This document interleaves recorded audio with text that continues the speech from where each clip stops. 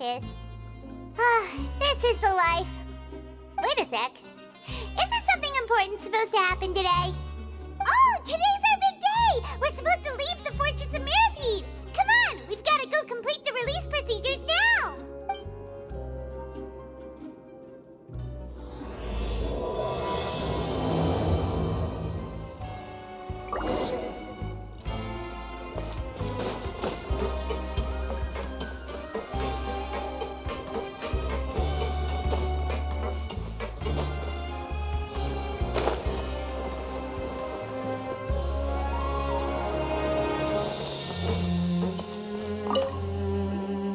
Please, sign here. This document will be effective immediately upon signing, and you two may exit the Fortress of Mirapede via the regular channels. It's been so long since we've been to the surface. Let's hurry up and... Huh? What's happening?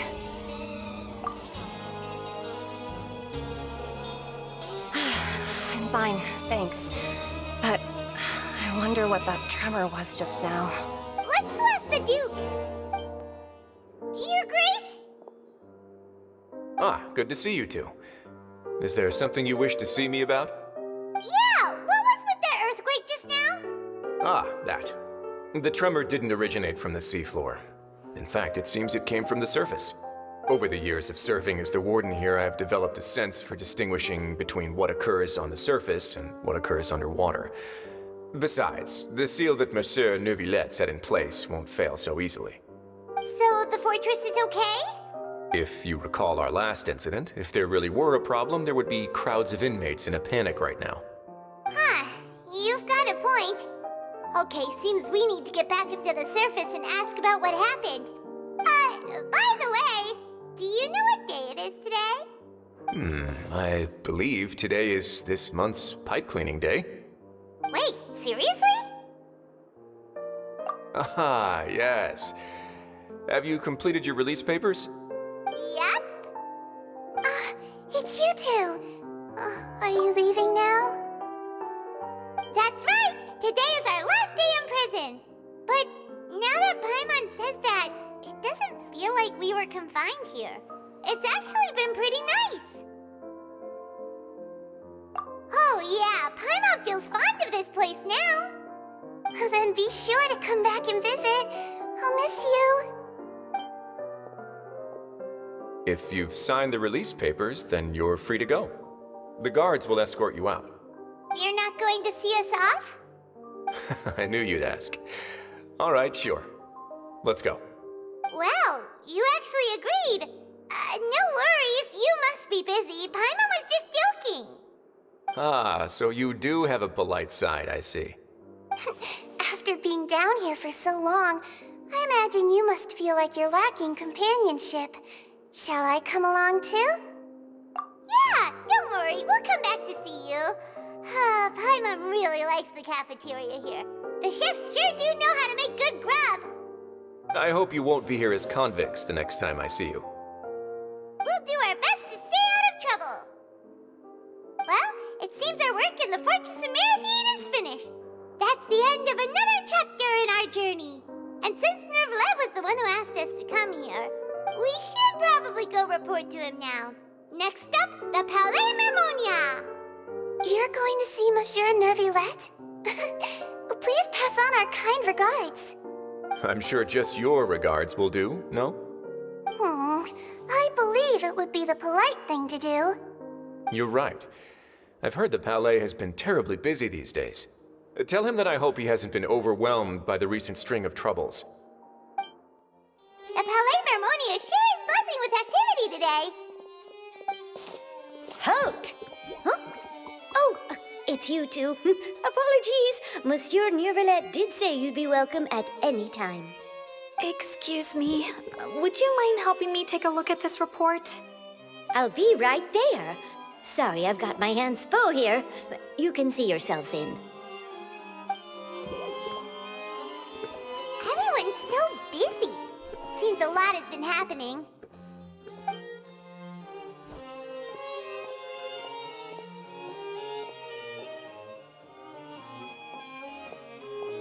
Neuvillette!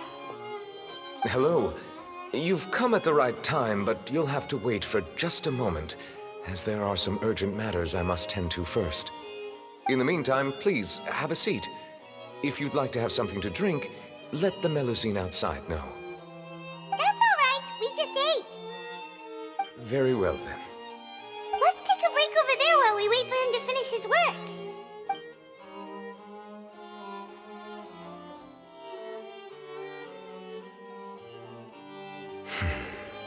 All right. That should wrap things up for now. Are you done with your work? Yes, sorry to keep you waiting. Today should be the day you were released from the Fortress of Meripede, and it appears that you have managed to complete all the release paperwork. That's right, and we came here to see you right away.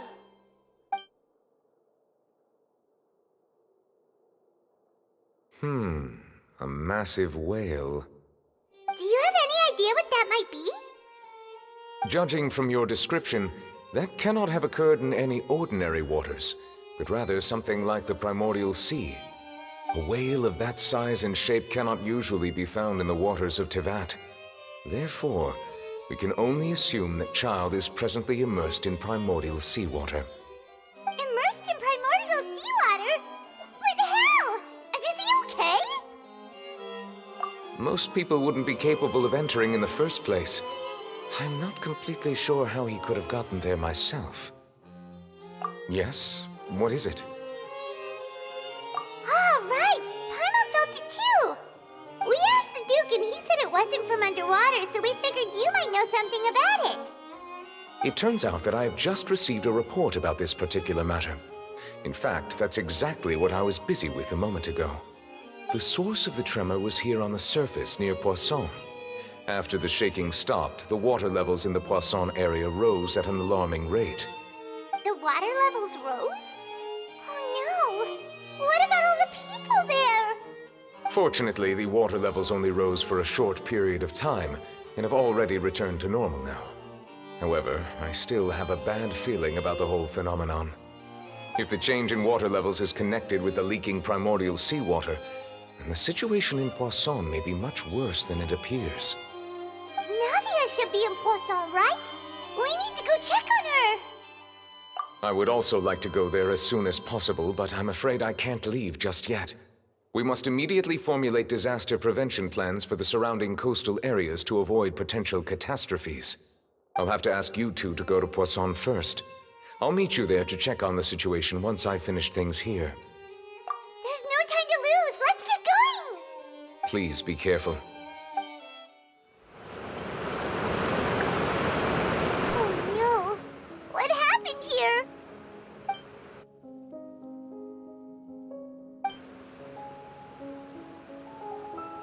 Navia should be around here, right? We need to make sure she's still... Paimon means we need to check on her.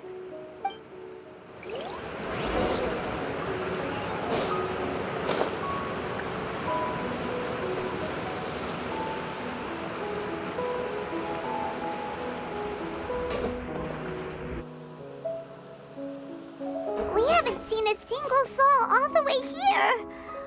Oh, this is getting scary. What will I ever do now? Look, there's someone on the roof over there. Just stay put! We're coming up! Watch your balance! All right, just hurry!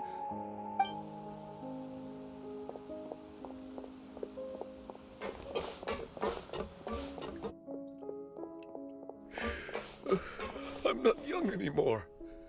How will I survive on my own? My Desiree! Oh, he looks pretty sad. My leg! My leg! How could this have happened? It hurts! Just hang in there. Help is on the way. You can hold my hand if it makes you feel better.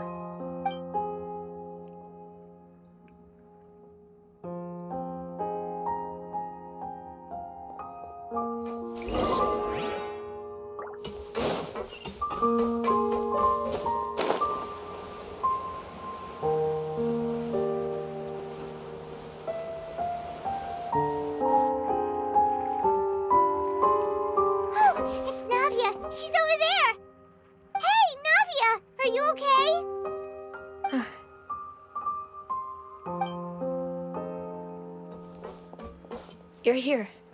We heard there was a situation in Poisson, so we came as quickly as we could. Yes.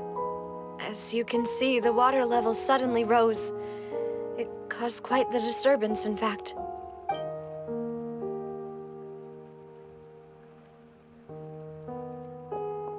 Demoiselle! There was a wounded resident next to a building southeast of here. We've already transported him to safety, but we've run out of medical supplies. He's wounded? How badly? He fell, so it's probably a broken leg. He's pretty shaken up. When the water level rose, he desperately climbed up to the roof. Once the water receded and he saw the ground, he became terrified and eventually... He jumped down then. Find the leader of Squad 1 and tell him to take the wounded resident to see a doctor. He should know where to go. Understood. I'll take over his search and rescue mission in the meantime. All right, you'll be in charge. I'm sorry. Where were we? The situation in Poisson? Right. Allow me to explain. A little earlier, we suddenly heard a loud noise. At first, everyone thought that something might have exploded in the waterways. But before we knew it, water started pouring out from everywhere. The rushing water seemed a little odd, almost like the unique color of primordial seawater. Some people didn't realize the danger and thought it was just ordinary water, leaking from somewhere. Everyone on the street who happened to be close to the water didn't have a chance to escape. As the water levels rose, they suddenly disappeared. They were all dissolved. Those who realized what was happening started to flee in a panic, desperately trying to get to higher ground. Many were injured in the stampede, and some people fell from significant heights. The Spina di Rosula initiated rescue operations as quickly as possible, but there have been a lot of casualties. Fortunately, the water began to recede after some time, and the chaos came to an end. The water that flooded the area contained primordial seawater, so the lower levels of Poisson are still hazardous. To ensure everyone's safety, I've asked the people there to leave as soon as possible. No one knows if this could happen again. All we can do for now is try our best to help evacuate the residents. We still haven't completed the head count, but we'll have some numbers soon. How awful. And all of this just came out of nowhere. It was quite frightening indeed. I only wish that everything that just happened was a bad dream. Is there any way we can help, Navia? Thank you for being so willing to help in a moment of crisis like this. You don't know how much it means to me. I really can't express how grateful I am. Don't say that, Navia. That's what friends are for. Demoiselle! We've got a situation here! I'll be right there. Sorry, I need to go for now. And out she goes. Seems it might be a while before she can take a break.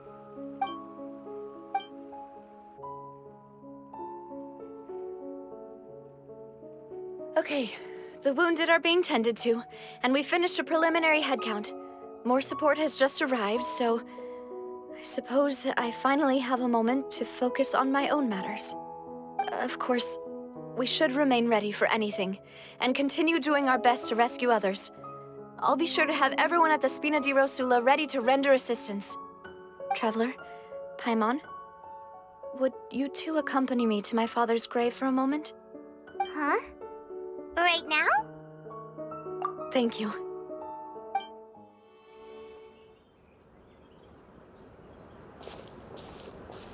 Not a lot of people here, huh? Well, given the time of day and the whole situation in Poisson, Paimon doesn't think there'd be a ton of people here visiting graves. Right. That's how things are now. The living are so exhausted that they've no strength to spare any words for the dead. Navia?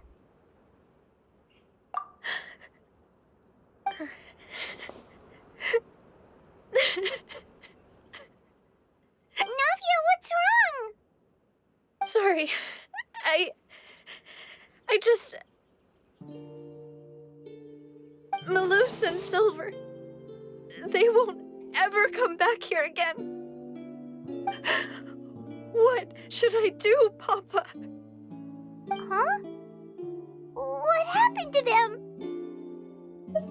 Everyone agreed on the rescue plan, but still, I was the one who initiated it. They were helping evacuate the residents, but they couldn't leave in time. And they were caught in the seawater.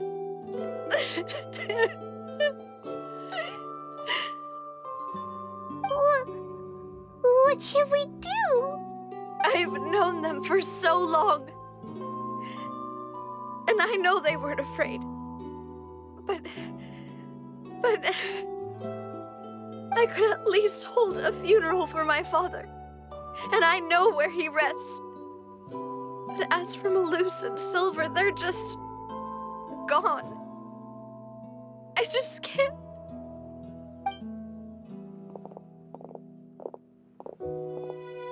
Everything looks so clean after it rains. Even the gravestones. I didn't expect that you'd enjoy a glass of red wine in front of Master Calus's grave. I can understand. Besides, the scenery here isn't half bad. See, it's not just me. I always want to bring something when I visit Papa. Perhaps we might even have a picnic. He wouldn't be angry, would he? How could Master ever be upset with you, Demoiselle? Yet the cemetery is the home of those who have passed, is it not? Everyone ends up here sooner or later, no matter who you are. Buying yourself a plot in advance, are you? No need yet. But when I do, I hope you'll let me be buried beside Master Calus, Demoiselle. Hey, stop joking around. I'm quite serious. That way, it will save us both the trip to see each other whenever you visit your father's grave. That makes sense. In that case, could I be buried on his other side? After all, besides you, Demoiselle, the two of us could certainly be considered Master's closest companions, no? Personally, I believe we fill those shoes just fine. Why are you bringing this up all of a sudden? Seriously. All right. I'll remember your requests. But I'd really prefer not to talk about this stuff. And what do you mean by saving me a trip? I'd make the journey even if I had to visit you two somewhere else. I'd promised to let them rest in peace here. But here I am breaking that promise. I'm sorry for letting you see me in a mess like this. I don't usually cry, really. Paimon doesn't know how to help you feel better. But, well, she understands how you feel. I had always thought I could make my wishes come true. But now that I think about it, that never solely relied on me. Many things can only be accomplished with someone else's help. Malus and Silver have helped me so much. But by contrast, I could do nothing for them. I'm so sorry. You can spend as much time as you need here, Navia. We'll stay with you. Thank you. Right now, you don't know how much that means. By the way, you can have a look at this. It's a list of victims from the incident that took place here. Obena, Khan, Burnett, Giverny, Francine, Karina, Daisy Ray, Joinville, Julianne, Esson, as well as Malus and Silver. So, everyone else is safe. But still... It's okay. I know what you're thinking. And you're right. We lost Malus and Silver. But we were able to save more than we anticipated. The overall outcome indicates that the cost was worth it. Right! Don't think that way, Navia. One person might be saved at the expense of another, sure, but that isn't something we should ever consider a trade. Malus and Silver were not the price for saving anyone. They're heroes. You're right. Thank you, Paimon. What you said just now was pretty amazing, actually. I'll remember your words. Oh, really? Seems you've become more eloquent in the time since we last met. The knave? What are you doing here? Is everything going well on your side? Yes, my people are carrying out the mission according to your request. All the residents of Poisson have been evacuated, and we're preparing to relocate them to higher ground. As for these supplies, we have everything taken care of. There is no need to worry. Thank you very much. Wait, do you two know each other? We just met recently. Right, Miss Navia? Usually, I would call this a coincidental encounter. But that doesn't quite fit this time. Besides, it never even crossed my mind that a Fatui Harbinger would come looking for me. Thanks to the Knave, Spina di Rosula received generous support from the Fatui, which allowed us to complete the rescue and evacuation work so quickly. Mutual aid is essential to fostering positive developments. We were already in the area, in any case, so it was nothing. That said, I must say that you're a lot sharper than you let on. I'm sure you understand what I mean. I apologize for all the ways in which I tested you previously. We've never worked with a Fatui before, and it's extremely important for us to know who we're working with. My subordinates have reported that Fatui soldiers have been observing water levels and taking head counts in various locations. I hear that they've also prepared a large amount of emergency supplies. I'm quite surprised. This is nothing to brag about, nor do I intend to. It is simply the way of powerful organizations to act forcefully, whether they are doing good or ill. You've witnessed that firsthand, in any case. As I've told this traveler before, I know of the prophecy, and I intend to prevent the impending disaster. Lending your organization a hand was a natural first step in accomplishing that. As such, do not be troubled by this token of our sincerity. Perhaps one day, you'll also be able to help me in the same way. Without your help, there would have been many more casualties. I won't forget your kindness. Furthermore, I sincerely regret what happened to Malus and Silver. I only wish that my people could have arrived a little earlier to prevent this from happening. Don't say that. You and your subordinates did everything you could. As Paimon said, Malus and Silver didn't choose to sacrifice themselves for any specific person, and they weren't the price paid for others' salvation. They chose to become heroes themselves. I've never liked hearing people put it that way. It's like trying to relieve pain by saying some noble-sounding words. But right now, there's nothing more suitable. They really did become heroes. You're right. I'm sorry for your loss, Miss Navia. Water is life to Fontaine's people, and it also spells disaster. It's no wonder that people always say that prophecies represent fate. Fortunately, I've never been one for such opinions. So, you're one who will try to change fate, then? Of course. That is why I'm going to Hotel Bouffe de Thé. I still have some things to take care of, and the children need my attention. By the way, traveler, Paimon, one more thing. All right, then we'll just... This isn't right. Paimon thought you would ask us to walk with you for a moment so you could tell us something in private. That is a clever and useful conversation technique, which I do like to use when necessary. But there's no need today. It would not hurt to have Miss Navia listening in. Traveler, I'm sure you remember that I said we could work together when we had the chance.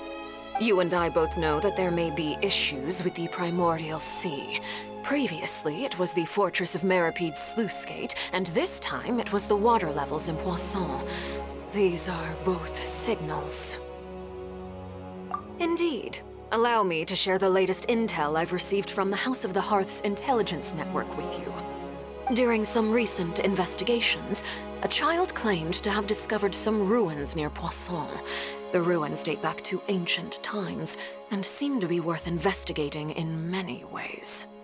Judging by the dating of the ruins, they may be related to the prophecy and the coming crisis. The situation is becoming more urgent, so any pertinent information will prove extremely precious. My people initially came to prepare for ruin exploration. Unexpectedly, this disaster struck, and at present, we're all busy prioritizing the rescue effort. So that's why the Fatui were already in Poisson. I wanted to take the children along, but unfortunately, Lyney, Lynette, and Freminent have all been dispatched to higher ground to assist affected residents. Lyney told me that outside of the house, the person they trust most is you. Which is why I want to give you this task. The House of the Hearth's members see each other as family, but Lyney, Lynette, and Freminent said that they also see you as such, even though you are not from the house.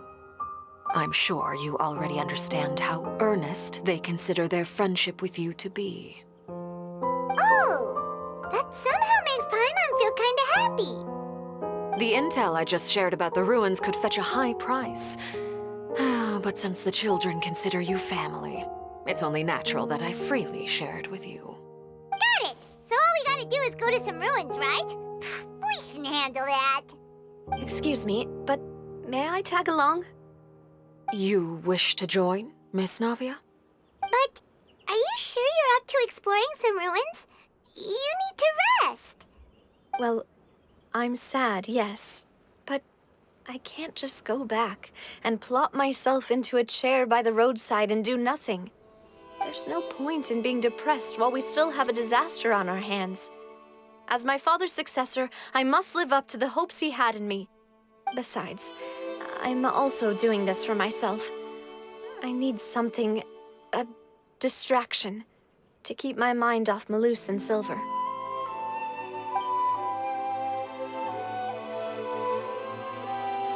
Since you put it that way, I have no objections. What do you say, traveler? All right. The ruins are to the south of Poisson. Here's the map. Okay, the three of us will handle it. Come on, let's pack up and get going.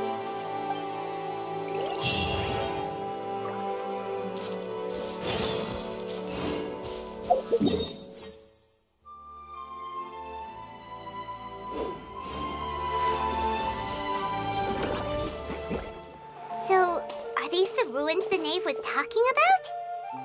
Whoa, talk about old. They seem to be pretty ancient, all right. Let's go in and have a look. Just be careful.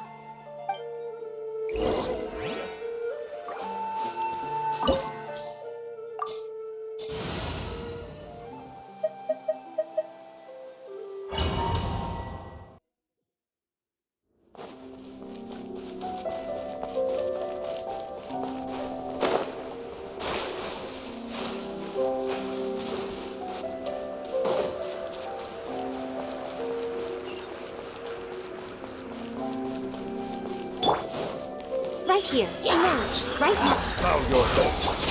One with nature.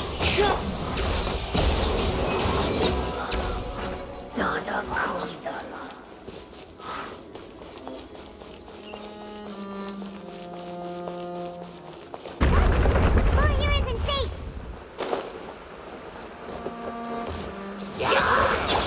The wind knows me.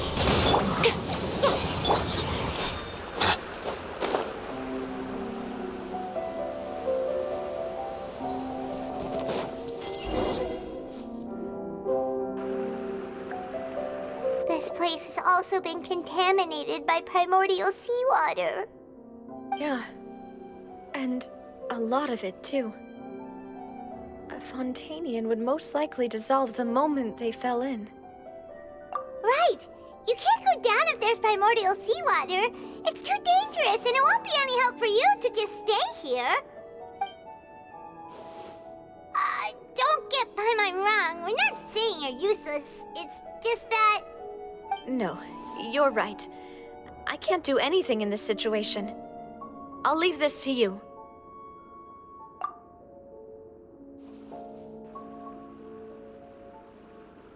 That complicates things. Maybe the only way left is forward. In that case, do you want to wait for us here? The water levels here are unstable, and there's a chance the water will rise. So staying here wouldn't be safe either. I'll go together with you. Perhaps we'll find the exit just up ahead. All right. Come with us for now then, but please be careful.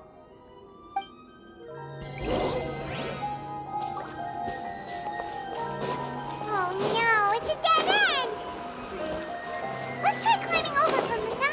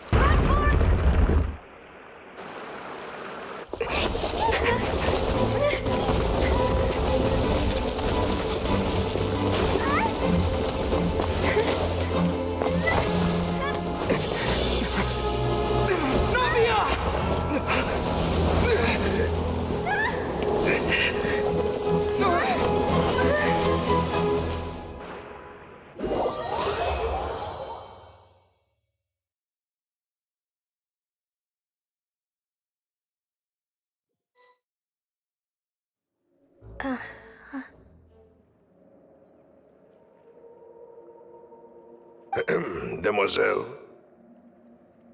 Huh? Demoiselle, what are you doing here by yourself? Would you be standing here till dark if I hadn't come to get you? Maybe she just wants some time to herself, Malus.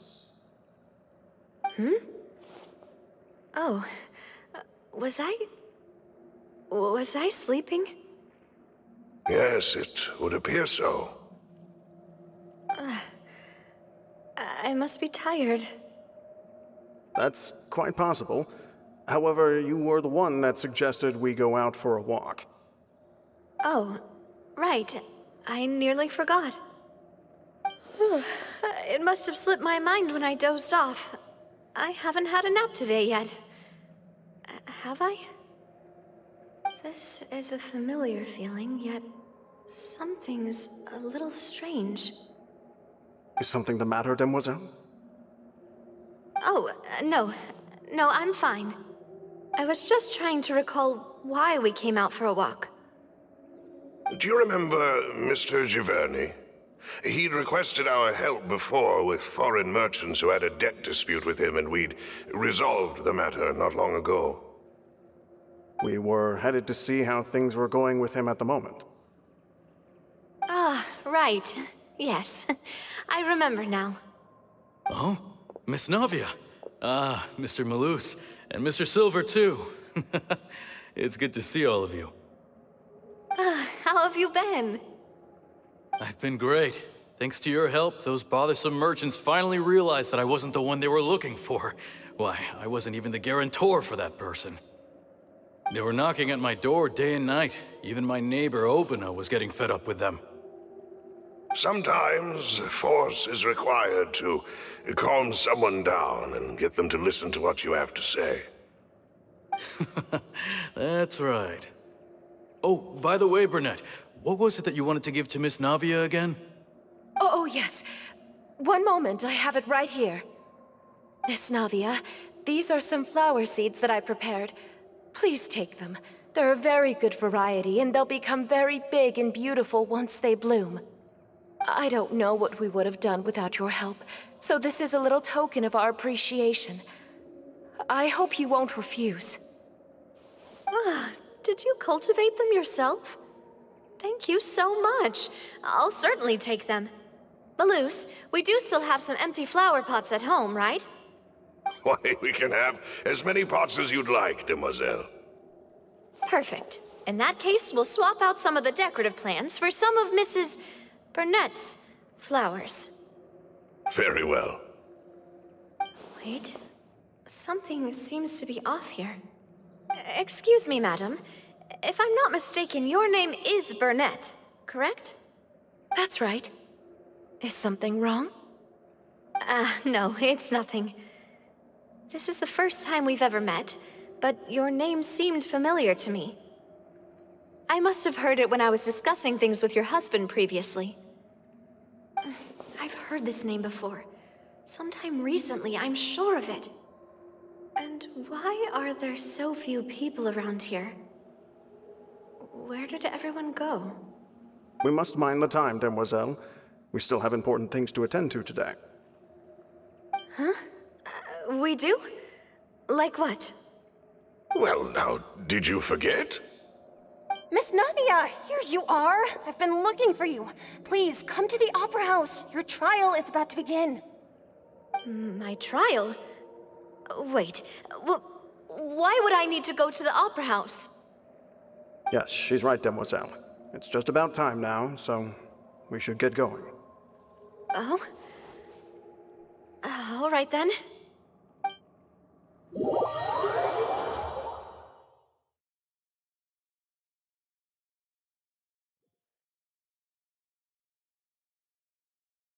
Look, it's Navia! She's here! And her two attendants are with her. Goodness, everyone's finally here. There sure are a lot of people here to see the trial. And they all seem to be oddly excited about something. I even know some of these people. Karina, Desiree, Joyville, Julien, Essen. Why are so many people here? And why do I have no recollection of this case? And as for the judge... huh? Where's Monsieur Neuvillette? Please sit in the defendant's seat. Don't worry, Silver and I shall accompany you. All right. But are you sure you can stand behind me? Typically, it wouldn't be allowed, but today is an exception. Hey, what kind of place do they think this is? Come on. Do they have any idea what they're doing? Seriously. Enough with the whispering! Could someone please tell me where Monsieur Neuvillette is? And why I'm standing trial? My dear Miss Navia, have you not yet realized what you've done? In that case, allow me to explain. As all here know, you are Master Callus's successor, the head of the Spina di Rosula, someone held in high regard by every soul in Poisson. After you took over the Spina, you treated all of us just like the late Master Callus had. If anyone in need reached out to you for help, you responded. Not only you, but your butler, your subordinates, nearly everyone in the Spina di Rosula fought for the well-being of those in Poisson. Wait a moment. Aren't you just proving that I'm a good person? Yes, correct. Absolutely right. And that is why you stand accused. You have helped so many people get through so many difficulties. You are one with us. We are inseparable. We are one big family, all of us who are from Poisson, inextricably linked. And with you being so important, We couldn't possibly do without you. Therefore, this fair and honorable court shall declare you guilty, and you shall stay here. You will be together with us forever. Huh? What are you saying? Everything you have said is correct. I have indeed done a lot for my hometown, and I would be willing to be with you all, but what is the purpose of having me stand here like this? What is there to discuss? Ah, well, if that's what you think, then I have no further comments. How wonderful, Miss Navia! I know all these people. Why are they laughing? I seem to remember now. Yes, I get it. This trial is... Wait just a moment. This isn't right! Malus? What was that, Mr. Malus? Our conclusion is very clear and unanimous. Let the court judge her now. She's guilty! Stay here, Navia! You're one of us! Demoiselle, don't admit guilt. This trial means to keep you here forever. I wish to exercise my right to defend Our Lady. Mr. Joinville, you only know of Navia's goodness, but nothing of her utterly independent mind. She was born a free and independent spirit. She has never been tied down by anything. Indeed, even the death of Master Callus couldn't stop her. Her actions cannot serve as proof that she identifies herself as part of any group. She merely acted as an individual, extending her hand to help others. Please do not mistake her actions as being otherwise. Really? As an individual, you say? Don't forget, we are all Fontainians here. This is the nation of justice, the nation of Hydro. Even if Miss Navia only voluntarily rendered her assistance, that doesn't change the fact that her beautiful soul must return to everyone. Water accepts all, blends with all. It will surely accept her kindness. Everything is measured here in the nation of Hydro, and in the end, everyone shall meld together. Thus, when a unanimous opinion emerges, that opinion represents justice. Now I speak for everyone. Our opinion is consistent. Navia should stay. We and Navia are one. And you would call this justice? Preposterous. You are merely jealous that Demoiselle still has a chance to exist as an individual. Have you forgotten how much you all once longed to become individuals, to become independent? Do you mean to defy our justice? If your justice is flawed, then why should we acknowledge it? As you said, we can also have our own justice. Silver and I shall defend Demoiselle. And that is how we will enforce justice. Ugh, my head... It hurts. Demoiselle! Silver, it hurts. My head is spinning. All I can see is stars swirling in front of me. I remember now. Everything that seemed odd from the very beginning. Karina, Desiree, Joyville, Jolien, Essen, and Mr. Giverny and Mrs. Burnett, who we met earlier. Even Malus and Silver. I don't want to admit it, but they're all dead. Don't be afraid, and don't admit guilt. We will protect you to the very end. Absurd! Who are you to say that she cannot be judged? We are the majority, and in the nation of trials, the majority is absolute justice. We are the will of all. Don't let them escape! We shall keep Navia here with us! Mr. Malus and Mr. Silver, must you be so stubborn? How could the two of you possibly hope to stand against the collective?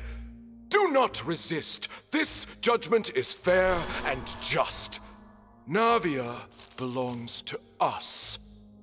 After all that happened, she should not be left alone in Poisson. What are you saying? No more excuses! He says we're jealous. Jealous? How could she possibly be an independent individual? What's with these people? Who's jealous of her? She belongs to us! Miss Navia, she... Silence! That's... Monsieur Neuvillette! Such commotion is prohibited in the court. The accusations you just presented are nonsense and cannot constitute a proper trial. The court will adjourn for the rest of the day. In this, I shall hear no objections from any unauthorized party. Our thanks, Monsieur Neuvillette. Please leave with me, Miss Navia, while there is still time. But... Go on now, demoiselle. This is your only chance to leave this place. What, can't bear to leave us behind or something? Malus. My apologies. I couldn't resist making one little joke once I realized that this shall be our last goodbye. Malus... Silver... Quickly, you must come now! Goodbye, demoiselle. Farewell.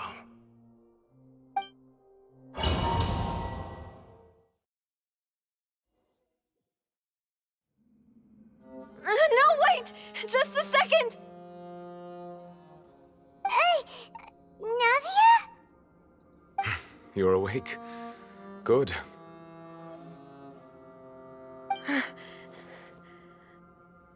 I must have been dreaming. Malus and Silver were still alive, and they were defending me at some insane trial. It looks like you're all right. Did all the sad feelings cause you to have a nightmare? Paimon could give you a hug. The ruins you were exploring suffered a cave-in. When I arrived, I found you falling toward the water. You were just about to be dissolved within, but I... What is it? I think I saw 2 Oceanids protecting you. It was only for a moment, perhaps even a fraction of a second, but they gave me the chance to retrieve you. Were it not for their intervention, I would not have been able to rescue you before your consciousness dissipated. Wait, did you say Oceanids? You mean like what happened with Vache? Perhaps those 2 Oceanids were the people you saw in your dream. I always told them that they didn't have to protect me. To think that they'd keep doing so even after death. Please come with me.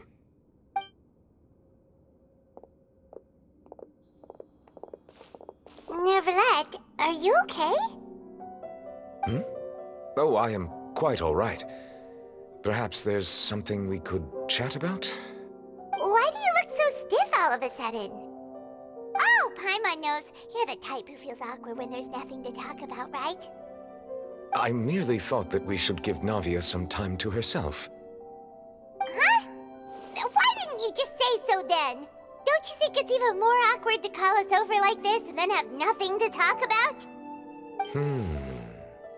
I suppose so. Ah, Sigewinne. I hope all is well with her these days. Her work in the Fortress of Meropide has not been too much for her, has it? No way, don't worry. She's doing fine down there. She's an amazing head nurse. I see. Well, that is good. I have always worried that Sigewinne would need a lot of time to understand the world of humanity, just as I have. Oh, and the Duke also says hi. Even though Sigewinne made him do that. He hopes that you haven't been overwhelmed by all that's happened lately. Thank you. I have indeed been busy lately, and I also hope that everything is going well in the Fortress of Meropide. He still doesn't know what to talk about. Let's chat about something else then. So, Neuvillette, you're probably quite the swimmer, huh? Yes, of course. This isn't going anywhere. Let's try something else. How did you find these ruins? Did the knave tell you? Yes, in fact. I had arranged to meet you in Poisson, but when I arrived, I discovered that the Fatui were helping the residents evacuate. They had even transported a large quantity of supplies to the area. Amid my astonishment, I ran into the knave, and we had a chat. She informed me that she had asked you to investigate the ancient ruins here. Yeah, we originally planned to meet up with you, but we thought you might still be busy with all those official documents. We didn't think exploring the ruins would take very long, and who would have thought you'd wrap things up so quickly.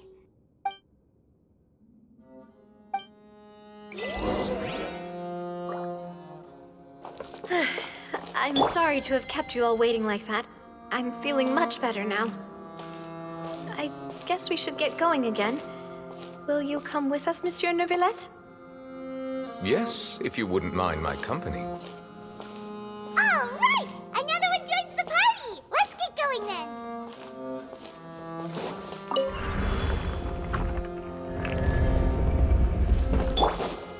Emerge, right now. Silence!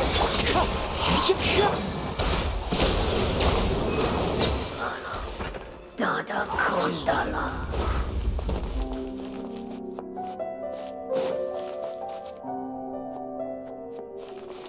Oh no! Another unstable path! Watch your step!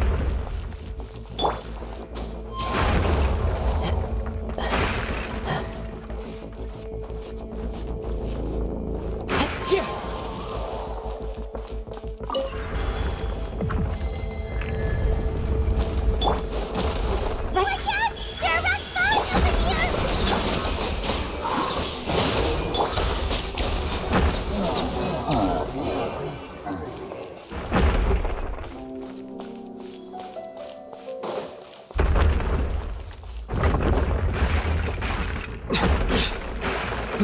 It seems we're almost at the top.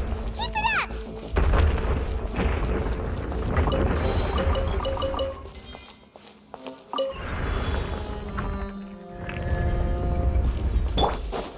Right here, right now. Emerge. Stabilize! Bow your head. Into the wind.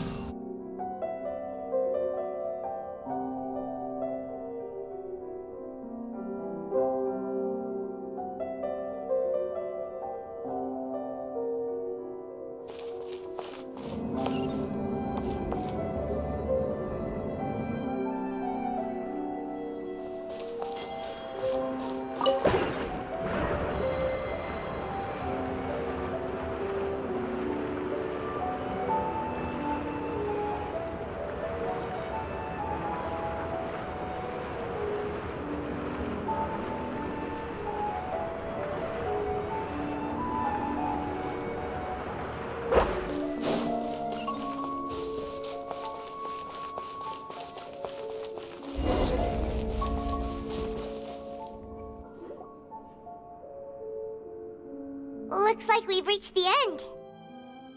This is the place. There should not be any other hidden spaces in the vicinity. The path sure had some twists and turns, but it turns out that this place isn't actually that big.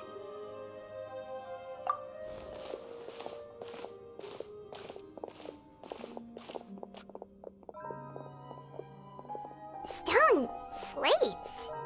It seems like they were put here as an offering.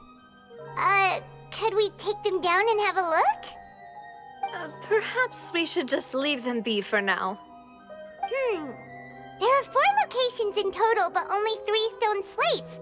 The slate that should be in the first empty spot is missing. The surrounding walls also show signs of damage. There's something written below. Let Paimon see. Reason dictates that this nation be destroyed. I shall record the history of its future here in its past. Say what?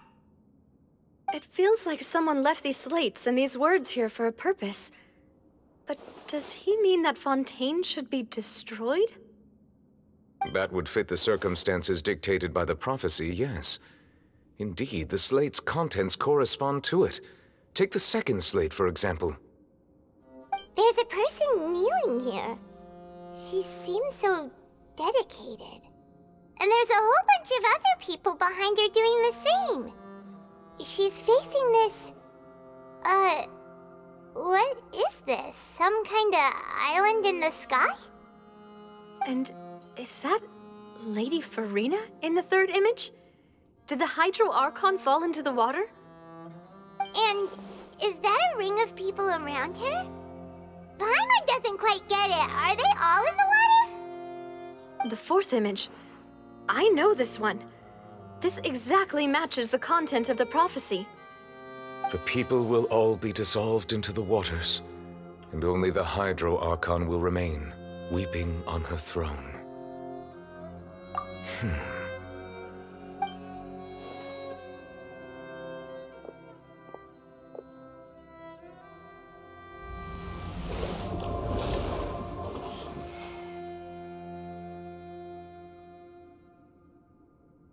More information should be hidden in these slates, but I fear I cannot easily uncover it, most likely due to us missing the first slate. I am very sorry. Don't blame yourself, Monsieur Neuvillette. Deciphering ancient stone slates isn't one of your duties. Ooh, Paimon's getting the chills just looking at these slates. This says that it's the history of the future, right?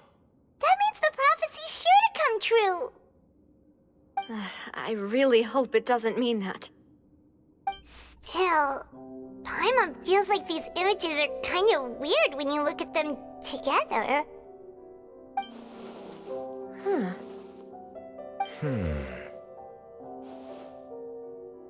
That's right! If the images are in chronological order, shouldn't the fourth, the waters drowning Fontaine, come before the third, where the Hydro Archon herself falls into the water? And yet the order is reversed here. If we go by timing, Lady Furina only emerges in the third image. That means that the person in the second image might be the previous Hydro Archon. Egeria, then. I had never met her, but her appearance here does match the records. The previous Archon kneeling before the floating island in the skies, as if confessing a sin. Did she herself commit that sin? And if not, why would she be in such a posture? Also, I'm still wondering why these ancient stone slates are here at all. Judging from their contents, could this place be the origin of the prophecy? Does that mean that someone, or some people, once saw these slates? But who would have created these slates and left these words here?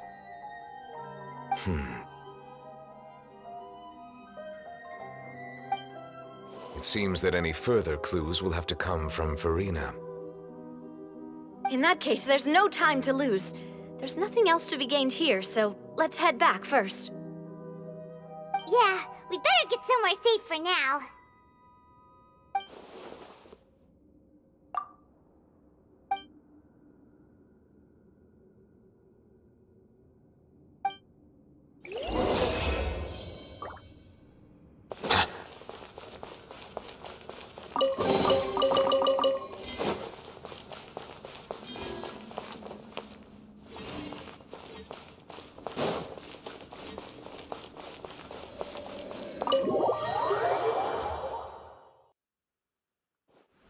Let's split up here. I'm going to check on what's happening with the Spina. You know how it is. There's some things you just need to be there for yourself. You still have energy for that, Navia? Paimon's already beat. Just head back to the Fleuve Cendre and have a rest then. Thanks for keeping me company all this time. I'll depart as well. Thanks for your hard work today. Rest well, everyone.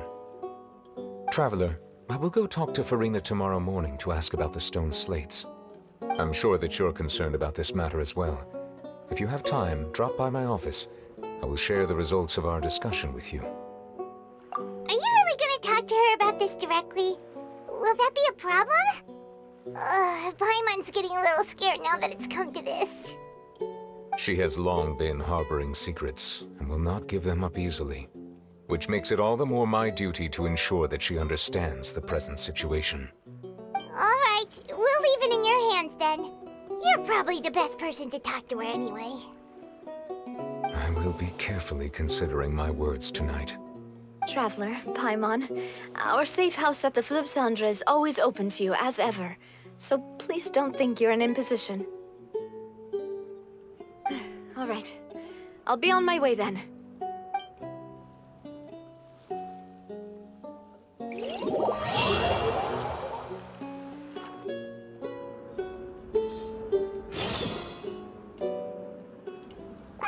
We're finally back!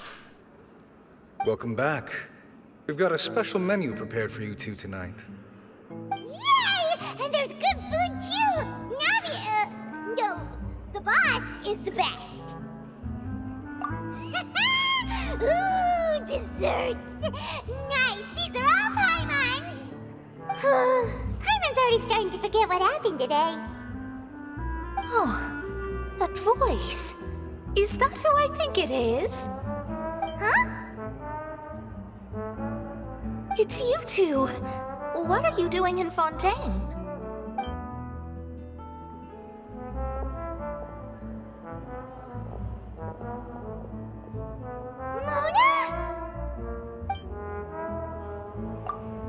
Seriously, nobody just uses a scry glass whenever they've got time to just see who they'll meet on the road. Still, we didn't expect to see you here. Wait, you're not a Fontainian, are you, Mona? Well, I have some business to attend to here, so I booked a hotel in the city. I was just out for a stroll when I bumped into you. Quite unexpectedly, if I might add. Why did you think I was from Fontaine, though? Is that because Magistus doesn't sound much like a Mondstadter surname? Yeah, let's go with that. Well, I used to have my own surname, which was, well, some other thing. Either way, the old hag told me when she took me as her disciple that the first step to being a great astrologist's pupil was to change that name. There was nothing for it, really. She really is amazing at astrology, so I changed my name to what it is now according to her wishes. To my surprise, however, Magistus is not the name of some ancient house or clan. It isn't? Nope. Although it is used by us in place of surnames, it generally just means great. Wow! Imagine including a boast in your name. Wait, are you gonna have to put that into your genealogy as well? I reckon so. In any case, I'd give my disciple a name like this as well, if I were to take one. Astromancer Barbeloth Trismegistus. Whoa, that's a long one. Does it also mean great or something? My name means Mona the Great Astrologist. As for the old hag, hers is, in plain speech, the thrice as great Scholar of the Stars. Just take it as a title specific to astrologists. Thrice as great? That's so petty. I know, right? That's just how she is. She used to call herself Magistus, actually, but when she took me in, she changed her name to Trismegistus. Talk about excessive. Magistus is thus the calling card of our school, so to speak, which makes it about the same as a surname. It's all right if you don't get it. You can look into it further should you need to study astrology more deeply. That sounds terrible! But anyway, you're not Fontainian, are you, Mona? You're from Mondstadt, right? Well, I was born in Mondstadt, yes.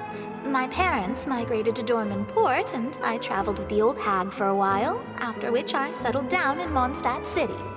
Oh, that's a good thing then. At least we know you won't be dissolved by Fontaine's waters. Speaking of that, I'm sure you're aware that a bunch of things have happened here in Fontaine, right? I know you're not a local, but I'd avoid getting too close to any water that looks strange all the same. There's something ominous about it. Well, the water, I mean. That was the main reason, yes. Just a while back, the Steambird invited me to take part in a panel and speak about the circulation of the prophecy as an astrologist. The invitation was sent quite early on. I don't think anyone expected Fontaine to be in this much trouble. What do you make of that prophecy, Mona? Just tell us what you think as an astrologist. Your word would go a long way to make things more certain and less scary. What I can tell you is that I'm an astrologist, and that this prophecy concerns the fate of Fontaine, even that of all Teyvat. Ascertaining this is akin to reading the fortune of the whole world. I'm afraid that this is not something that just anyone can do. If I could do it, you would no longer call me an astrologist, but a visionary. But on the flip side, the prophecy is so huge and powerful that it must surely come from a powerful visionary. Its contents involve the fate of the world. Disregarding it would be a mistake. A visionary? Sounds really powerful and all, but does such a person really exist? Of course. The old hag could do it, and I bet there are others amongst those Hexenzirkel colleagues of hers who could do something similar. Huh? Are you sure? All right, I'll help you. It isn't often that I see you with such a serious look on your face. I'll tell you once I hear back from her. Thanks, Mona. You're amazing as always. Oh, well, this is something only I can do after all. So yes, your praises are quite welcome. That's the greatest of astrologists for you! Of all the people we know, you know the stars the best! Indeed, indeed. That's the spirit. Oh, sorry. I came to see what all the commotion was about. If there's anything you need, do not hesitate to inform the Spina di Rosula. Oh, whoops. Guess we were getting a little too carried away there. Well, I'll go tend to my own business now. If I receive any news, I'll be sure to come find you two again. And there she goes, quick as rushing water. And here we are with the Spina guy giving us suspicious looks. Right, but we were able to recruit Mona's help, didn't we? Our Fontainian friends will thank us someday.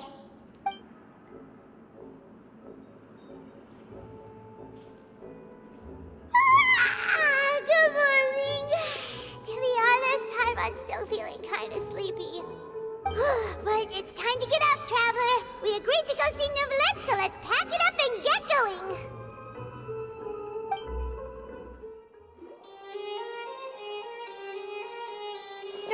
You're here! Finally! Is something wrong? Monsieur Neuvillette and Lady Furina, they seem to have gotten into a dispute. Please go see for yourself.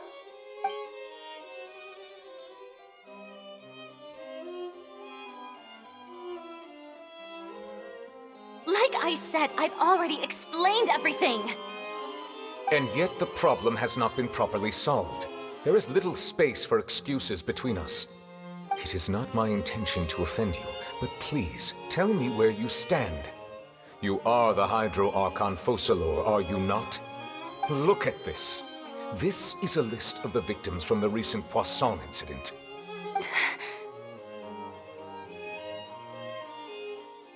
You mean... they're all... We did not arrive in time to avert this disaster, and I will not have it happen again. I will say this once more. You must tell me everything you know. Yesterday, I found 3 stone slates in some ancient ruins near Poisson. Do you know anything about those? Seriously? You're questioning me like this is a court case now. I don't know anything about that. But you found them in some ancient ruins, you say? That's correct, which is why I came to ask you some questions. There should have been 4 slates, but one of them was missing. The other 3 feature different images that seem to correlate to the prophecy. The prophecy? The second of these slates depicts the previous Hydro Archon Egeria kneeling before a floating island in the sky, as if confessing something. Do you know nothing of this either? I don't. I've never seen such slates. I'll ask you again. Do you really have no information regarding the previous Archon? My deciphering of the slates indicates that the Hydro Archon Egeria once had to confess to, or apologize for, a certain sin.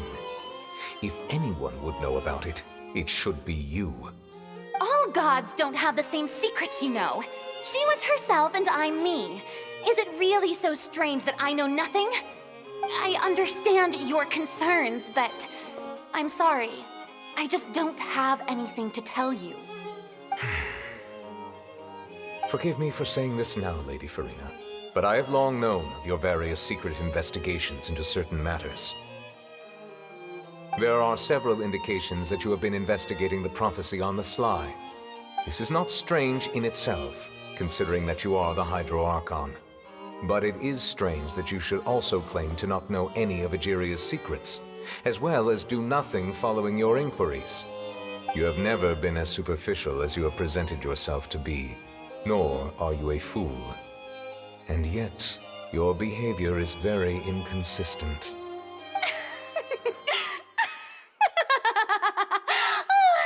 So you've been watching me all this time, have you?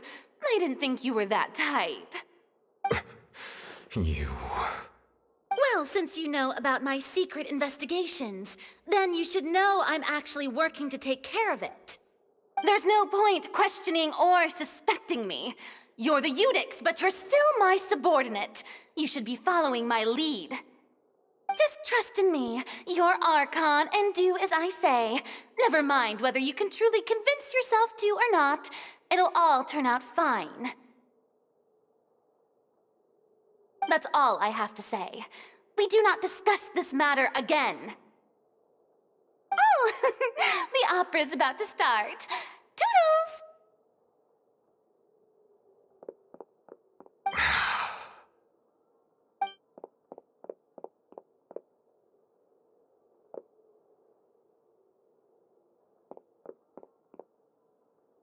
Did Furina not notice us standing by the door? Wonder what's up with her. She was smiling. She didn't seem in the mood to care if we were listening in or not. I assume you've been outside for a while now? Oh, you noticed. Seems Furina didn't even realize we were here. She was in a great panic, though I cannot discern the reason. Our discussion reached impasses time and again, a state of affairs that we cannot allow to continue. Still, I do not understand. Dialogue is the basis for understanding, so why did she keep refusing to engage? Everyone in her inner circle has noticed that she is hiding some secret. The issue is her attitude. I fear that she will not reveal anything unless absolutely forced to. We may have to create a situation in which she will have no choice but to speak. Oh? Like what? Normally, people will only reveal the truth when standing trial. Perhaps we must have the Hydro Archon experience just such a scenario. But Furina's seen so many trials, and she's really good at dodging questions. How do we make sure that she won't just slip away at the first chance she gets? We will need to consider this thoroughly, join forces with various parties, and then do what we can. If at all possible, I would prefer to recuse myself from this affair, but we must prevent the prophecy from coming to pass. This may be cruel to her, but all Fontaine is in crisis. The information a god possesses is too precious, and so we must take a chance on this. But who will lend us their aid to do such a thing?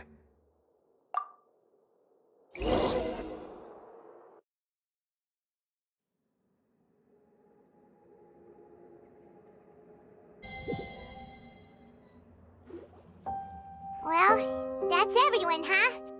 Speaking of which, it was pretty smart of you to think of hiding here. Poisson was just involved in a disaster, so it's presently devoid of people. That naturally makes it the best choice. And here you are drinking tea like it's the most natural thing in the world, huh? That's what family should do. Sit and enjoy a leisurely time together. It's nice to enjoy tea here, you know? Care for a cup? Lend me your ears, everyone. Or perhaps one of you might like to start us off.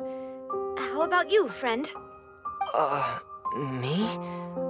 No, I don't think I can. Then, how about you, good sir?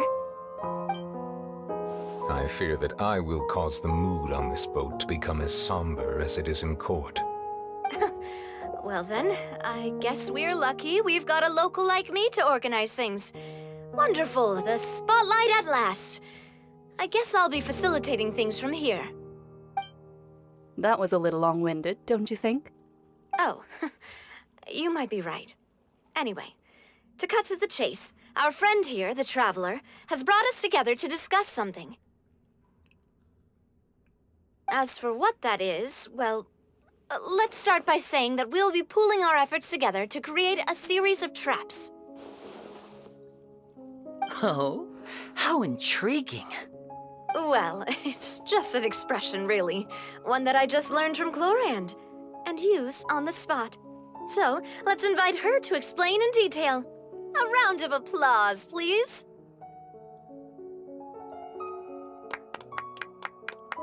Huh? Didn't you say that you would be facilitating this? Oh, come now. Your work doesn't involve much public speaking, right? This is a good chance to practice. You might even pick up some fancy oratory tricks to impress your boss with in the future. I see. And what does my boss say? He is glad that you consider him your boss. Do go on.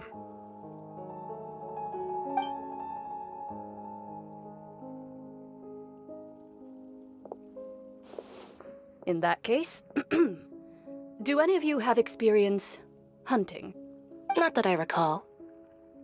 Freminent and I once used a wooden stick in a basket to catch wild rabbits when we were younger. As for Lynette, oh, right. You were sick that day, weren't you? I've also gone diving to catch some fish before. Does that count? I'm afraid not. You may or may not have heard, but Fontaine once played host to a group known as the Marechaussee Hunters. Though that was their name, they did not hunt animals, but rather various monsters left behind by the ancient dynasty of King Remus. Today, Fontaine's monster population has already thinned greatly, so the hunters have blended back into society, taking up arms in other lines of work. They even left a unique methodology of hunting in their wake. A trap comprises of the following components: bait, a trigger, and a containment device. Sometimes a lethal implement will also be necessary to deal with the prey. So, if we were to build a trap together, right now, what would you choose to build it with? For me, I would prefer something basket-shaped. Pigeons and rabbits will see the bait and naturally enter the snare. Our line of work requires a deft hand, and we're some of the best in the industry, so you can count on our techniques. You used some of those techniques while moving the people of Poisson, didn't you? My subordinates mentioned that you even performed some magic for the bawling children. Yes, and I even managed to gather some intelligence in the meantime. I'm quite the multitasker if I do say so myself. I'm afraid I can't claim that as my strong suit. I prefer more stable methods, like placing bait in the water and waiting for the fish to come within reach. That's the kind of method I would count on. Calm and steady. Exactly the kind of person who would catch loads of fish. And I can be their assistant. With discretion, I'm sure. I'd probably use some sort of mechanical animal. Papa once bought me some small clockwork squirrels, mice, and such. When placed in the forest, they can attract others of their kind. I remember that you liked those too, didn't you? I did. And that would be a good way to go about it. If they're realistic enough, animals of the same kind will follow them all the way to the trap. What about you, Monsieur Neuvillette? I fear I do not have any related experience. That makes sense. You usually solve problems directly, without the use of any such tricks. But I do have one more question for you, monsieur. If we were to create a trap now, how would you design it? I would like for it to be effective, but bring no harm to the prey. A more gentle trap would be ideal. Kind, as always. However, our intention doesn't necessarily change the containment device and the type of implement we need. If we wanted to kill the prey in one strike, we would need a powerful implement. However, that also goes for prey that must be captured and safely contained. Wait, why's that? Only a hunter who's a true expert at subduing their prey can snare it without harming it. The line that divides life and death is often exceedingly thin. So are we going hunting together? Huh. We hadn't thought of seeing ourselves as hunters. It kinda works, but maybe it's still not the best metaphor. If our means of capturing and dealing with our prey is to put them on trial, then the hunting metaphor is actually quite accurate. But we shall require much more courage than any hunter to judge a god, a being whose seat is an exalted throne. Oh, so that's what's going on. Sounds very interesting.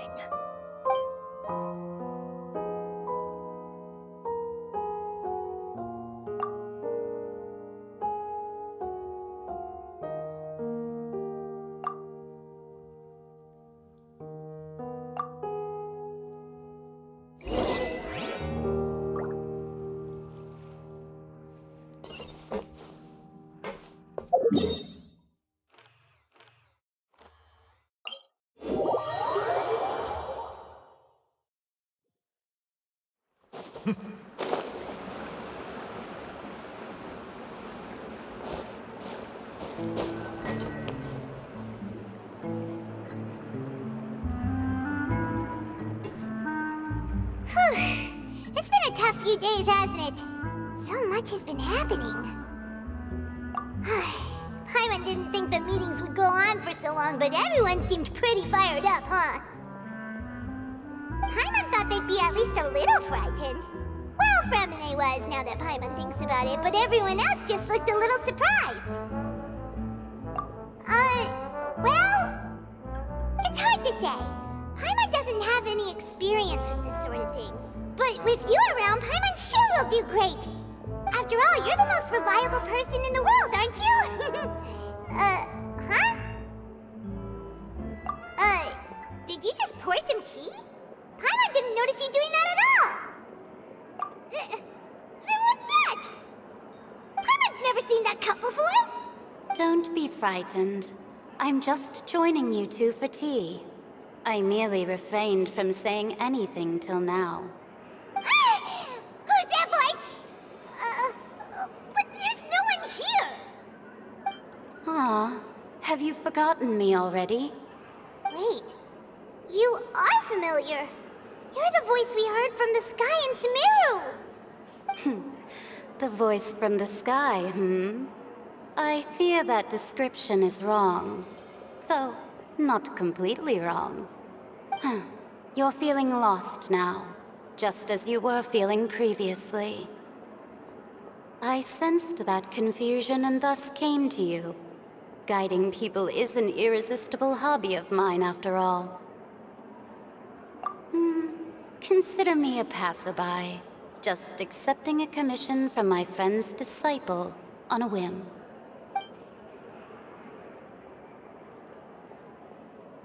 The prophecy. Yes, what has been prophesied will be fulfilled. You may view such things as the history of the future. What? Then is there any way we can stop it? I believe you have witnessed a failed attempt with your own eyes. Can everything in Teyvat so easily be changed? So you've caught on. Just as prophecies are usually only the future as seen from the perspectives of the gods, could things be happening in hidden corners where the gods' gaze does not fall? Are the things that you shall see different from the fate that the gods perceive? What is she talking about? sounds really impressive and important and stuff, but it also sounds kind of scary. I believe that you understand, right? Some things are insignificant, but others you must reach out to change. Ultimately, fate shall serve as your only guide, no matter what will happen in Teyvat's future. All you need to do is to play your part. This was good tea, by the way. Thank you for your hospitality. Well, that'll be all for today. The voice. It's gone.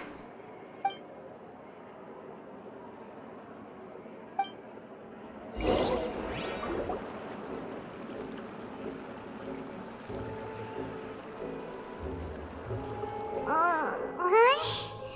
I want to hear someone talking.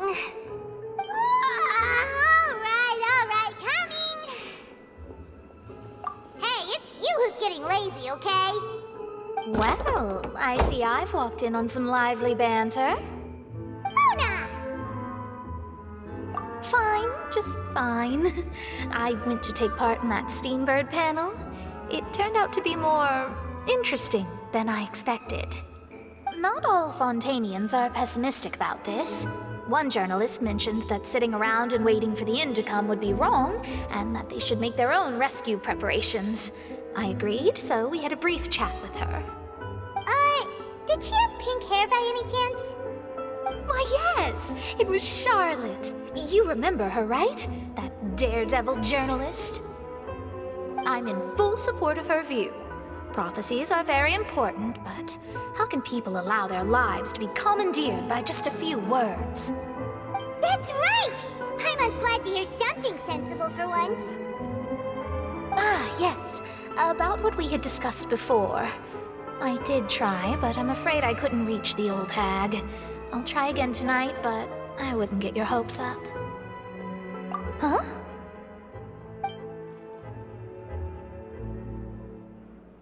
Goodness gracious. Are you serious? She said that even the god's gaze has blind spots. Pretty bold if you ask Paimon. Most people would believe the gods to be all-knowing, right? The Hexen Circle members are certainly anything but ordinary. As for the mage named N, the old hag has mentioned her a few times. She said that N's sense of direction is incredible, and that she loves guiding those who are lost. But I've never met her, and if she were still alive, she'd be... Well, suffice it to say that the hag's at least a few hundred now, and N's been around for longer than that. Whoa. The Hexen Circle sounds like a scary group. But they must really stay in shape to live so long. Their abilities alone are pretty terrifying. If she came to see you personally, then the problem you're facing must truly be of great importance. Well, it's not like Paimon could understand anything she said. Yes, she was quite cryptic, but I suspect she means that there is still a way to turn things around. She didn't say when or what that would be, though, so... Perhaps it is something that you cannot know right now.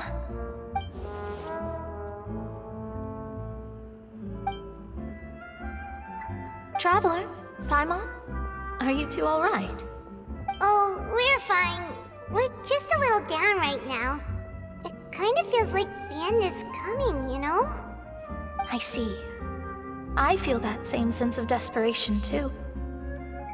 I guess you could consider me someone who has often witnessed fate. So far as I have seen, it cannot be swayed.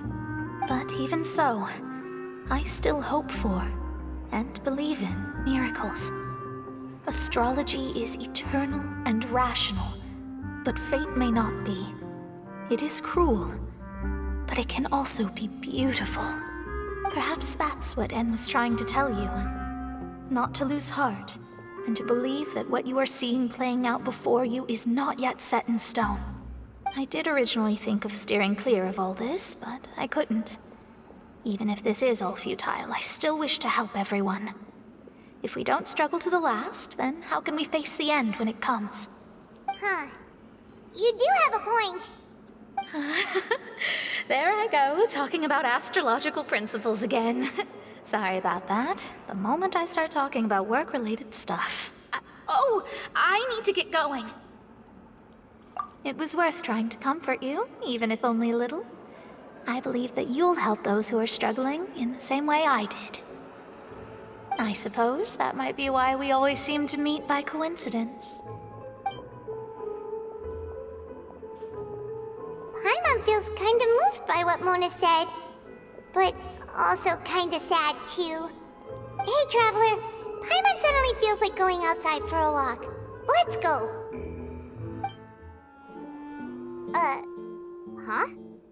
Our names are written in this newspaper. What's going on?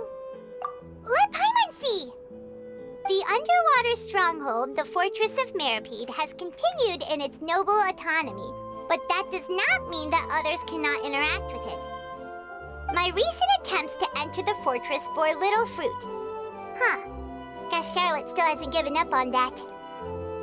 Thus, did an Outlander friend become the focus of this report, a blonde adventurer with their white fairy, legends trailing in their wake. It is said that this mysterious traveler once visited the underwater fortress. So while the fortress's interior remains a mystery behind closed doors, do not fear, for the tales of the traveler contain surprises in spades. Journalist Charlotte's biggest scoop yet, the Traveler's Trail, World Walker. Huh. Charlotte took so many awesome photos of us and we never even noticed her. She hasn't been able to get a hold of anything at the fortress, so since we're easier to find, she's using us as the subject matter instead? Ugh, seriously? Well, fine. Those headlines and photos do look cool, so Paimon will forgive her this time.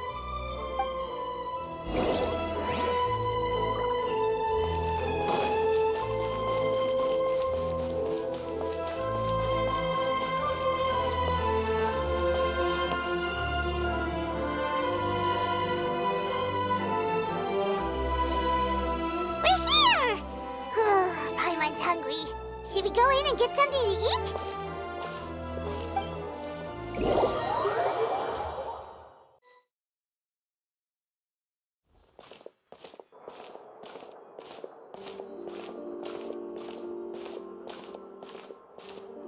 Hey, quick!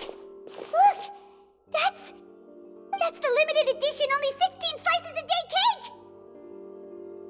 It was so delicious the last time we tried it, despite the tense situation we were in. Let's give it another go. I'm sure it'll be great. One slice of cake, please. Someone showed up after all.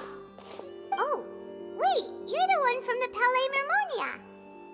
Oh, are you here to buy cake too? It seems Monsieur Neuvillette was right. You really can eat. Wait, did he really say something like that? That's right. Even he has his own preferences when it comes to food. As for me, I love the cake and coffee here. Do you come here often? Usually every day. Every day? It's part of my daily schedule, apart from work. I shall have my cake and coffee. Then what if someone told you one day that this place would be closing soon, and you wouldn't get to eat cake here anymore? What would you think? But why would it close? Well, Paimon doesn't know either, but maybe the waters will rise tomorrow. You know, like in the prophecy. Oh, the prophecy. To be honest, I haven't paid much attention to that. No, still, even if there'd be no more cake tomorrow, that wouldn't keep me from having some today. No, it's the same for eating in general. You might not be able to eat tomorrow, but if you can do so today, then you should carry on. That's what people call living, you know. Huh. Don't be sad. Excuse me, could I have 2 more slices of cake to go? These 2 slices are for you. Sijuin said that this kind of expression you're making is what humans call being sad. Oh, you know Sijuin? I sure do. She was born before me, and she sometimes comes to the surface to teach us things about humans. She said that humans are creatures that are saddened easily, yes, and you can only lift their spirits by feeding them delicious food. So please try the cakes here. I've got something else to do, so I'll be going now. You two try to stay in a good mood after eating, all right? Bye.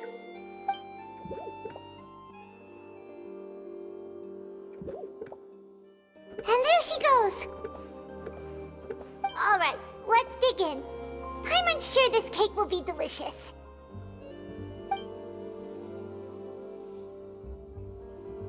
It's more delicious than last time, and the flavor gets even better with a sip of tea. It sure would be nice if we could come again tomorrow. Sure would be nice if we could always eat delicious food here.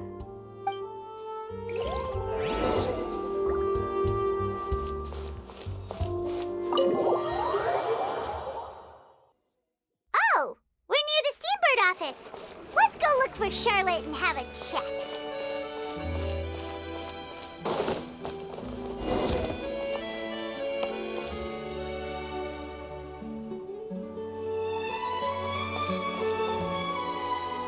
Wow! If it isn't the Traveler and Paimon! Oh, have you seen the article I wrote about you? Ha! You've got some nerve! You just used us to make some quick mora! Oh, you needn't worry about that. I heard that you were in Poisson some time back, so I sent you a letter to discuss just that. It appears you didn't receive it, though. It's all right, though. I've set aside the amount intended for you. I've even set the table with some food. Really? Oh, you're the best! You're almost a little too easy to win over, Paimon. If I were a journalist with ulterior motives, you'd be in trouble now, you know. Oh, Paimon knows you're not like that. Still, what brings you here all of a sudden? Were you looking for me? When Mona mentioned you, we thought of coming to see you at work. I see. It seems you've already bumped into Mona here in Fontaine. So she mentioned me? What did she say? She said that you're a real daredevil of a journalist.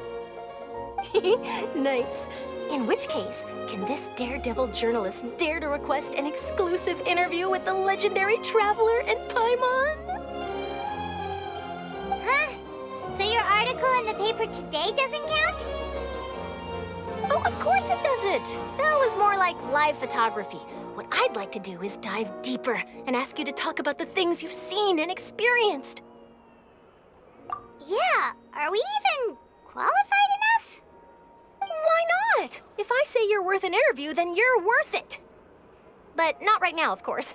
I'll need a few days to prepare. Oh, in that case, we'll just chat when you have the time then? Oh, so that's a yes? Ooh, splendid!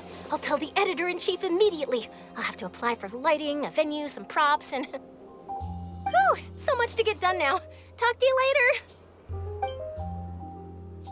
Wait, Charlotte, Paimon's still got a question for you. And what's that? If, just for example, Fontaine were to be flooded tomorrow, what would you do today? Huh, that's the prophecy you're talking about, isn't it? I mean, I do hear about it often, but I've never once thought that the day could be tomorrow. If you're seriously asking, then I might try and think of a way to leave Fontaine. Oh, but I'm still a journalist first and foremost. That means I have a duty to be reporting from the scene. And secondly, I wouldn't forsake my homeland that easily. From what I've seen, most people don't know what they'd do should the worst come to pass. In truth, it might be better just to behave like normal rather than worry over such an end. So in all likelihood, I'd probably still be prepping at the office for that interview of ours. I know what you're thinking. That sounds a bit sad, but I've always believed that it's best to do what you enjoy. Just think about it. If this nation really were to be suddenly destroyed tomorrow, but I still successfully finish an exclusive interview with a truly unique person, then the story I would wind up writing would truly be timeless. And then do you know what I'd do? Well, I'd write that story, send it for printing, and use messenger pigeons to get copies out to the various nations as soon as possible. I'm not a dreamer, nor am I a workaholic, but I do love my job, and I'd be proud of leaving such an article behind. I guess you could say that I was born to be a journalist. But anyway, that's my answer. And on that note, I'll get back to my preparations. That's so nice. All of a sudden, Paimon actually kinda envies her. Anyway, let's go and take a look at the sea, shall we?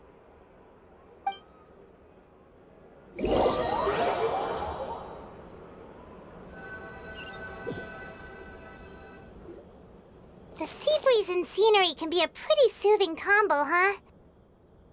Paimon's been thinking.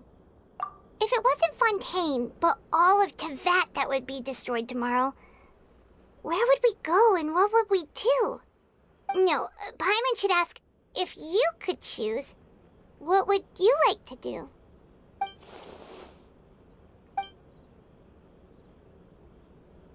We've always been moving to the next destination, so we haven't spent much time thinking about these kinds of things.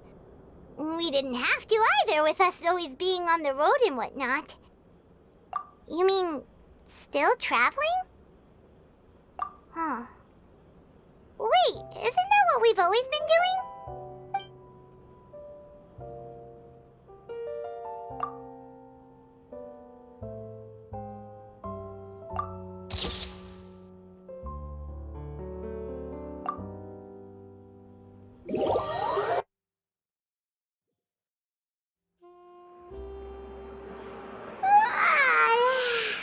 Feels like you'll grow mold if you stay here long enough.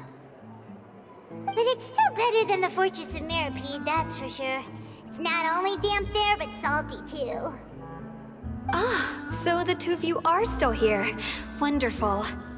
Oh, you're from the Palais Mermonia, aren't you? Yes, I'm Isadora. Monsieur Neuvillette sent me to look for you two before. I heard that afterward you went to the Fortress of Mirapede. Not at all. I'm well aware that you're friends of his. Actually, I'm here to pass along a message from him. Yes, inside the Opera House. The Maréchaussée Phantom has declared the incident a small-scale riot.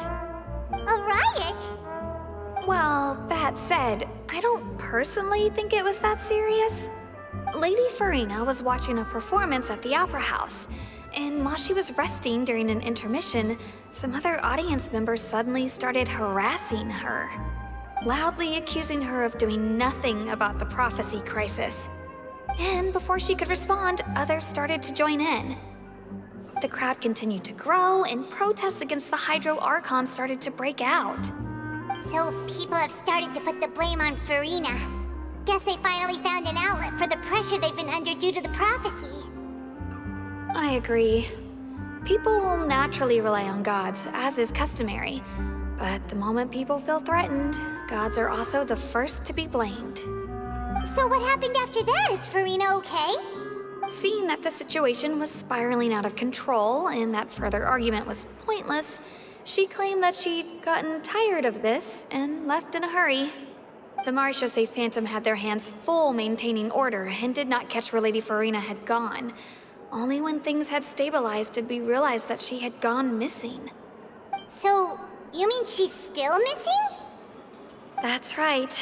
The Maréchaussée has dispatched many people to search for her, but we don't have any leads yet. That said, I don't think there's much to worry about. She is a god after all. Even if she were to fall into the hands of rioters, what could ordinary people do to her? Good. Monsieur Neuvillette sent me to tell you about the situation, but he didn't say anything else. Don't worry, this is more than enough to go on. Thanks for keeping us informed. Ah, is that so? Well, all right then. In that case, you two take care. I'll be heading back to the Palais now.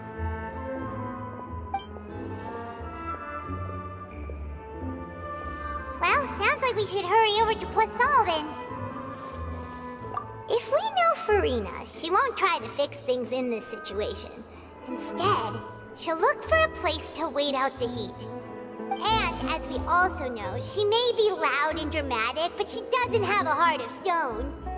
When Neuvillette was talking to her in the Palais Mermonia, and she heard about Poisson, she couldn't hide her sadness and remorse. It would be hard for her to ignore being accused by the public today. Paimon thinks Furina's probably taken the opportunity to slip away to Poisson and try to relieve the sense of guilt that she's feeling. Huh. Well, what do you think? Paimon knows the answer, of course, but Paimon can do the analysis to back it up, too. Cool, huh? In that case, there's not a moment to lose. Poisson, here we come!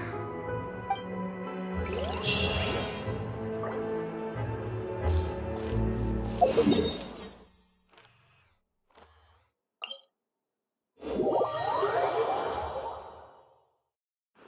place looks deserted. Guess all the survivors must have evacuated already. All that's left here are signs of devastation.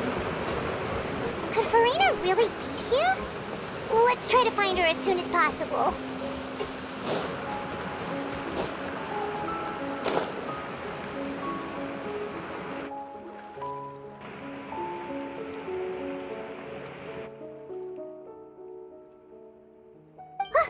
That's Furina, right over there. She really is here all on her own.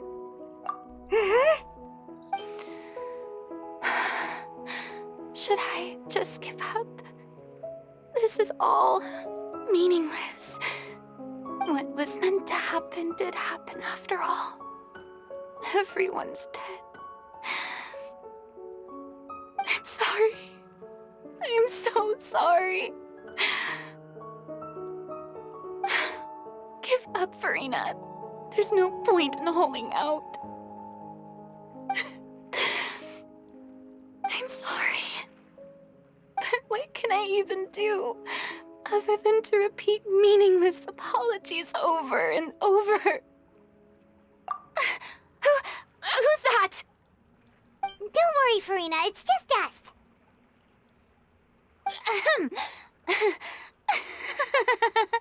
So it is you, blonde traveler from another land.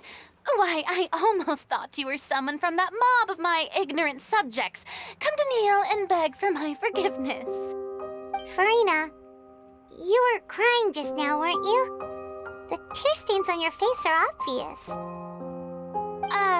What do you mean, tear stains? Oh, I remember. The show at the Opera House earlier this morning was so moving. I'm still trying to process it. Who did that uncivilized rabble think they were, disturbing my enjoyment of the arts? They even dare to tout their Archon. I must teach them a lesson. I can just imagine their twisted and frustrated faces once they realize that I'm nowhere to be found. Oh, and I'm sure Neuvillette and those people from the Maréchaussée Phantom are freaking out right next to them, too.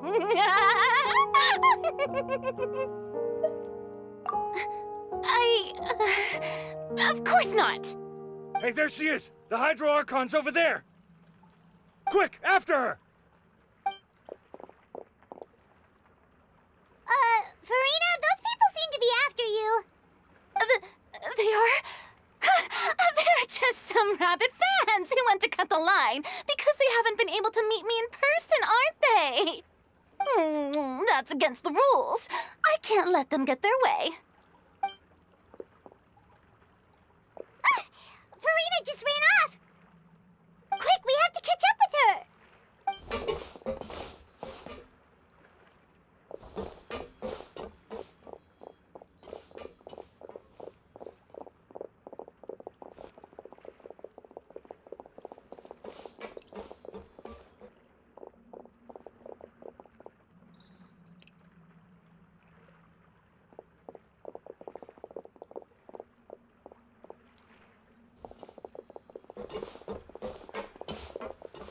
This should be the place, right? Hey, Furina! There's a good hiding spot over here. Quick, come to Paimon before the rest of them catch up to you. What is this place? Hurry, they're almost here. Fine. I suppose haste is warranted. Lead the way.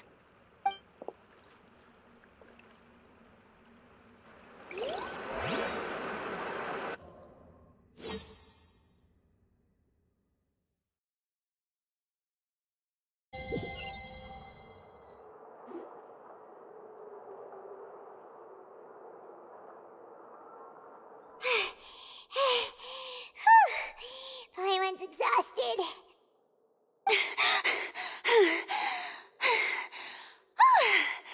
I'm so tired. I totally thought they had caught me. No, I merely gave in to the sheer enthusiasm they displayed.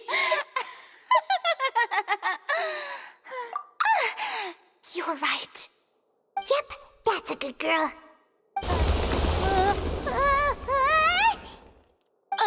What's happening? The ground's shaking. Is it an earthquake? Yeah, a quake of this kind preceded the flooding in Poisson, didn't it? It can't be. It's happening again. Well, there's no need to worry too much about that. Neuvillette's made some emergency plans, so the evacuation should go a lot smoother this time. Yeah, I hope you're right. But the people of Poisson, they've already...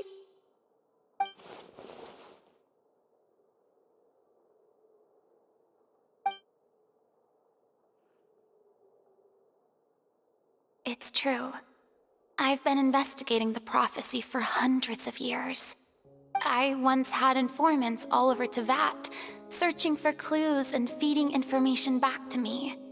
I've tried all kinds of ways, too, to hold back the sea. Anything to keep the coastline from advancing. But all my efforts proved to be futile in the end. Really, the truth has been clear to me for a very long time. We cannot make an enemy of the divine.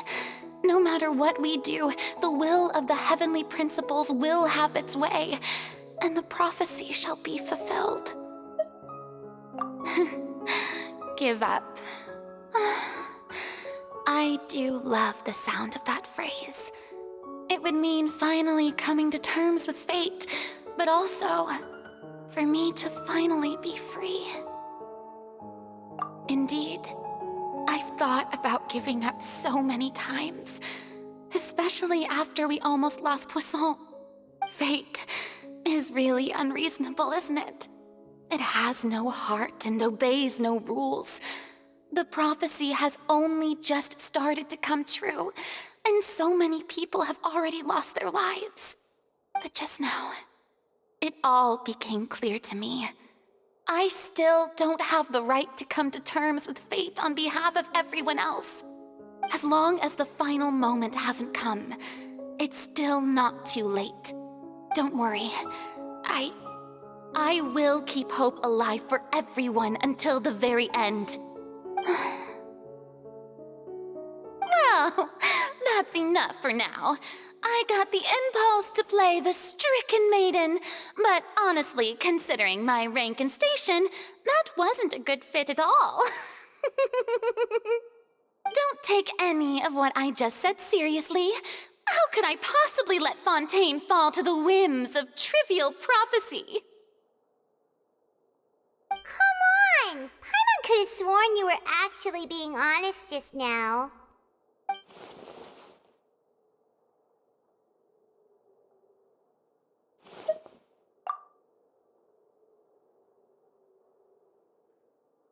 Share my burden. That's impossible. It was fated right from the start that this would be my duty alone.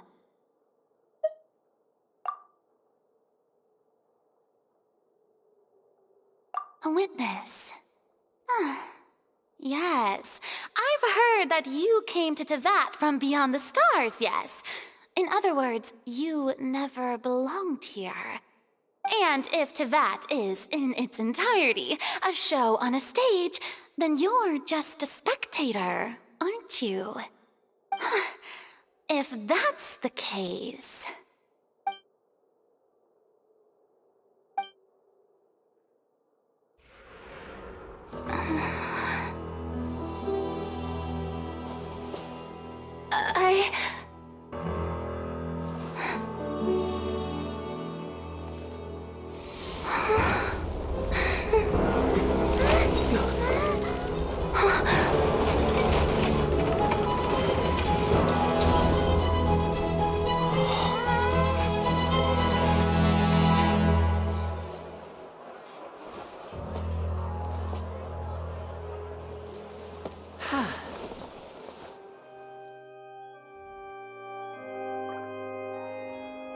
Ladies and gentlemen, this concludes my opening performance. Now, without further ado, we may proceed to the trial of our god. So, this is what it is. Yes, you deserve praise for the effort you took to raise the dramatic stakes. Do not forget, however, that I am Focalors, the god of justice, the embodiment of justice itself. Does it not strike you as even the least bit absurd to bring the very concept of justice to trial?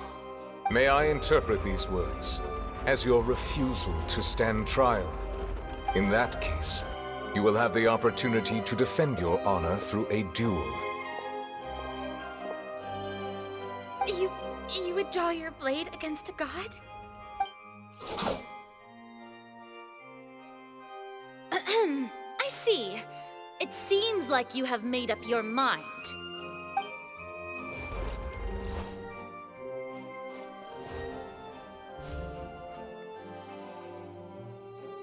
Paimon can't believe it. She just surrendered. What the heck is going on? Did I just see an Archon surrender to a human? Wow, how utterly humiliating. Lady Furina, what is the meaning of this? It would seem that there has been a misunderstanding. To be clear, the raising of both hands is not always an indication of surrender. Looking for excuses again, huh? I raised my hands just now to indicate my acceptance of the trial. No duel shall be necessary. I will admit that I've been running away for a long time. I'm sorry, everyone. I was unable to protect the people of Poisson. It is my duty to stand trial for my crimes. You are not the only ones to be disappointed in me. I, too, am exceedingly disappointed in myself. But now, it is time for the Hydro Archon to show you her courage and resolve. I, Furina, will use this trial to show the world the true meaning of justice! This time, I will protect you. Applaud and rejoice! One of the most outrageous and fantastical arcs known to the opera epiclese is now unfolding before your eyes. Mark my words, this shall be one of the most exhilarating and brilliant shows ever to grace the stage of Fontaine! The trial of the Hydro Archon, Focalors, will now begin! Woohoo! Oh, now we're making history! Why does it feel like Furina just took over the whole thing? Like, come on! Didn't she just get forced to stand trial for her crimes? Also, even though she's still acting super dramatic, she is taking this seriously this time, right? All right, then. Who will be my opponent in this trial? The court asks the prosecutor to please take the stand. Is that so? Very well. Then please speak, witness of Teyvat, my accuser and fated opponent.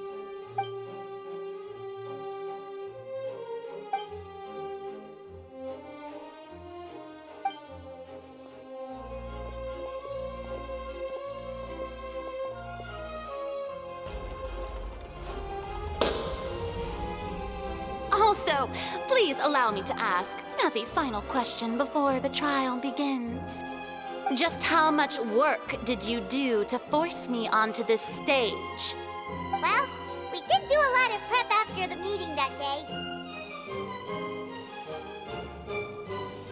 I can go over the tasks assigned to the Spina di Rosula, since they were rather straightforward and easy. Navia, the president of the Spina di Rosula. Most of the people who participated in the disturbance this morning were my subordinates. They changed into plain clothes and came to the Opera House as regular audience members, waiting for the perfect opportunity to incite insurrection against you. The people's resentment against their Archon has been building as more and more of the prophecy is fulfilled. A spark was all we needed to turn smoldering anger into a flame. Moreover, According to our understanding and analysis of you, when something like that occurred, you would likely flee the scene and head to Poisson by yourself. So, we arranged for a second group to lie in wait there.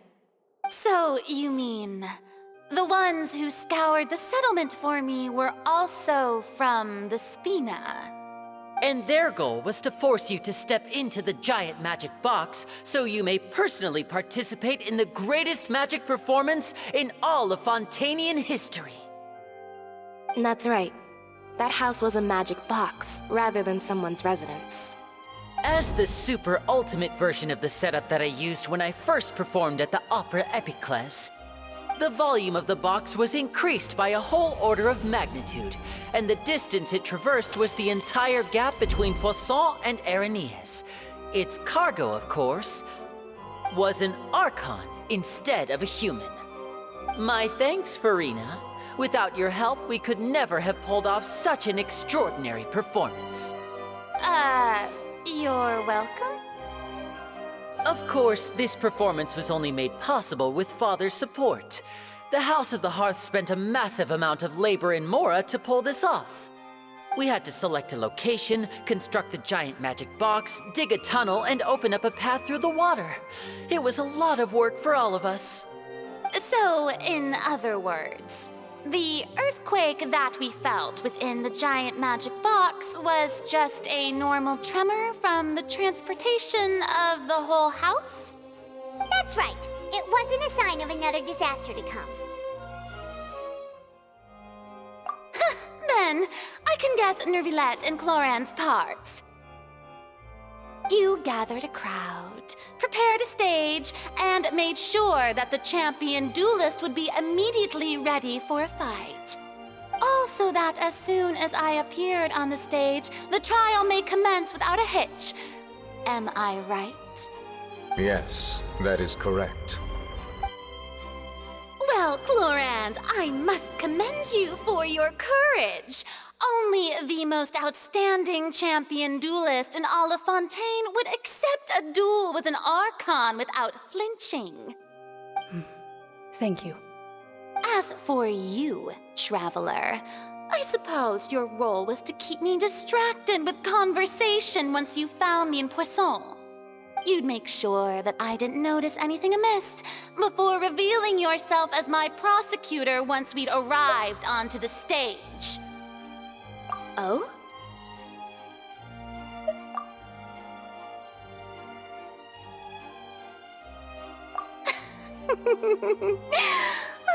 Is that so? Then I suppose I must have missed my final chance. It's fine. It matters not. What's done is done. The stage is already set, so there's no reason to disappoint the audience. Let's see this trial through to the very end.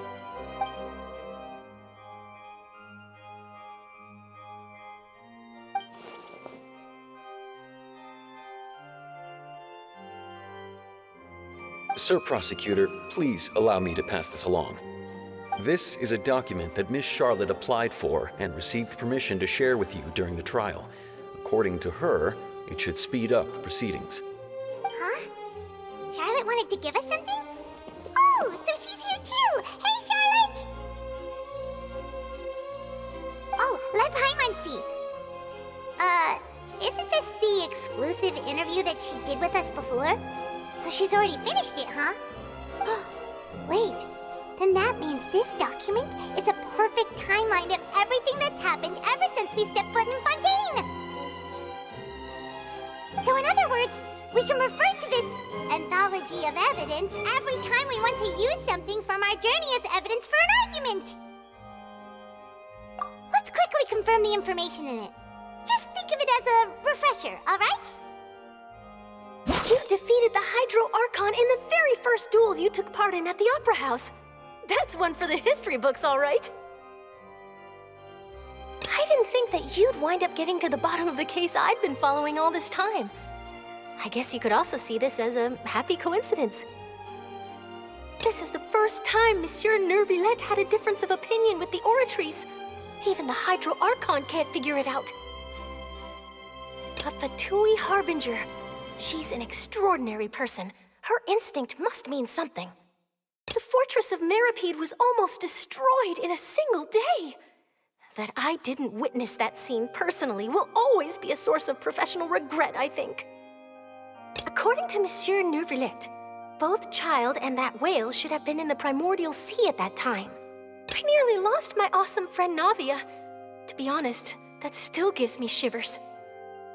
The words of someone as extraordinary as a witch can probably only be truly understood when something surreal happens to you.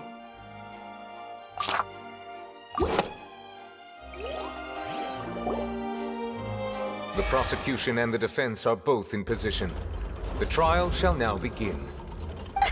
Oh, come on, Neuvillette. There's no need to repeat all the unimportant legalese. Just fast forward to the part where the prosecution lays out my offenses.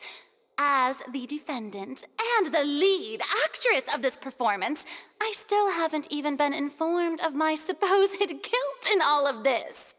Of course, it is only natural for humans to struggle to understand the actions of a god.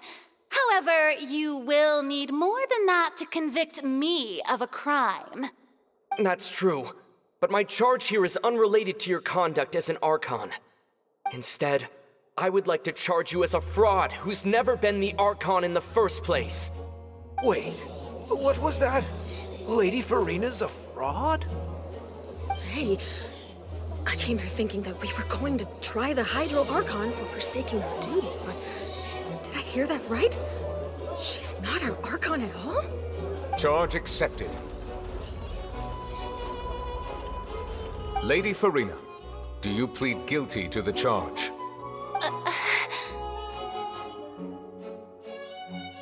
Lady Furina. I plead not guilty. How can I be guilty? There is no way that I, Focalors, otherwise known as Furina de Fontaine, a member of the Seven and the Regina of all waters, kindreds, peoples, and laws of Fontaine, could be anything other than your true Archon. Yeah, even though Lady Furina can be rather eccentric, isn't it going too far to doubt her very identity?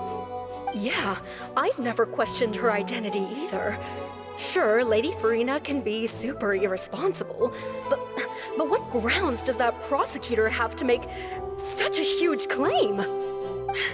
I have cause to believe that common sense will prevail in this case. Many of the members of the audience have known me as the Hydro Archon ever since they were born. There would be no fooling their memory. See? Even the Oratrice has decided to show me its favor. Are you sure you want to commit to a charge that will never be upheld? If you wish to drop the case, I can promise you as the God of Justice that you will not have to face trial for making a false accusation. We will treat everything that's happened as a dramatic spectacle and move on with our lives. What do you say to that? Huh. An argument with near impossible odds, huh? We have to not only refute Furina's claims, but also overturn the long-held beliefs of the people. Well, I tried to give you the chance to surrender. If you must persist, then let me ask. If you believe I'm not the Archon, then what manner of being do you think I am? And if I was not the Archon, then how did I manage to live for over 500 years?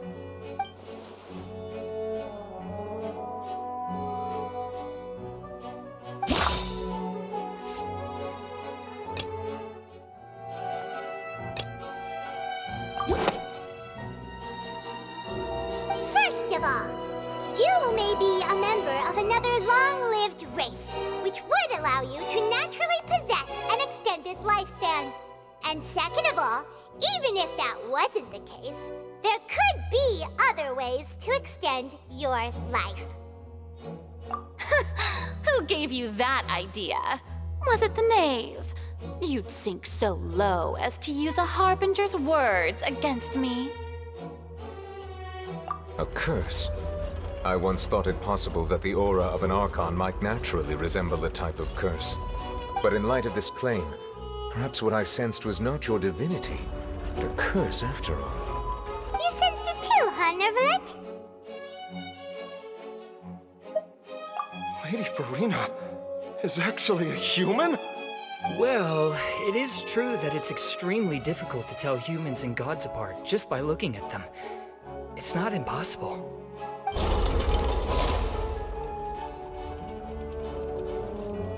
Well, don't start celebrating too early now. Even if I have been carrying a curse like you said, how does that prove that I am merely a human being?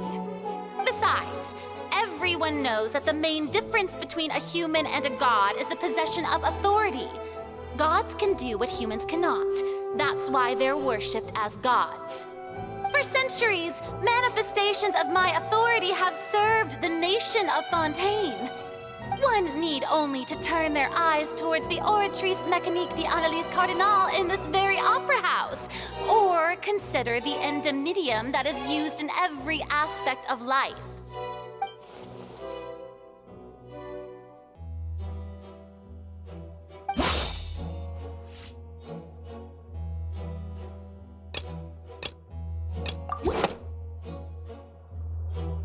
You tried to reference the Oratrice. But weren't you as confused as all the rest of us when the Oratrice declared Childe to be guilty without any proof? Otherwise, you should have come up with a good explanation for that by now. Didn't I make myself clear at the time? The decisions of the gods are naturally difficult for humans to comprehend. There is no need to provide an explanation. Lady Furina, I believe a reminder of your current circumstances is in order. While the court is in session, the principles of justice and the law must come before all else. While you are an Archon, you are also first and foremost the defendant in this trial. You will prove yourself unable to defend against the prosecution's charges if you continue to withhold vital information against the rules of the court. I never thought you'd use that kind of rhetoric against me. That was no trick of rhetoric, Lady Furina. I've merely reiterated the rules of the court. Rules that all should respect and follow. So, you neither knew why Childe was declared guilty, nor did you understand the structure and operations of the Oratrice. Instead of having been created by you, the manifestations of authority you mentioned have been made by the real Hydro Archon, haven't they? The real Hydro Archon? Well, now you're really losing me. It is true that I did not know why the Oratrice gave out a guilty verdict that day. But the Oratrice handed out that verdict unilaterally, and it has been operating independently ever since it was first created. You can't argue that just because a divine creation is flawed, that the god behind it must also be no god at all. She's still throwing out all kinds of excuses. Seems like she's confident that we won't be able to produce proof that she has no power over the Oratrice. My power as an Archon. There are many ordinary citizens in the audience. How can I just carelessly demonstrate the formidable power of an Archon? If that poses a concern, I'm prepared to extend my protection to the audience. You don't need to go that far.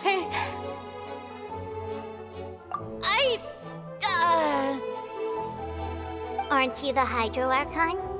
Or is it that you can't even wield the power of Hydro, much less the authority of a god? Indemnitium! Yes! It's all because of Indemnitium! All Archons derive their power from the faith of the people, and I've converted the people's faith in justice into Indemnitium.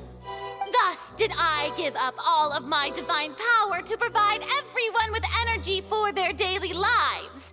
Have you ever seen a more magnanimous god? Isn't that a huge stretch? Yeah, no matter how generous an Archon can be, how could they give up all their power? Can a god with no power even still be called a god? Seems like nobody's buying Furina's excuse. Hey, come now, everyone. Please don't stare at me as if I was a liar. I'm still the same Furina you knew, right? The one that you loved. Shouldn't you want to believe in me? Please? You've got to believe me. If what the prosecutor said is true, she really has committed a grave offense. Did she deceive all of us? And all of our parents and grandparents too? And then all of our ancestors? Ever since they were born? Enough! That's enough. Tell me then, if I'm not the real Hydro Archon, then who is? If you have no evidence of another Hydro Archon's existence, nor can you find anyone who can back up their claim to be such, then what grounds have you to say that I'm not actually the real deal? Wow, she came up with yet another argument. How can we refute her now? Seems like she really doesn't want to give up.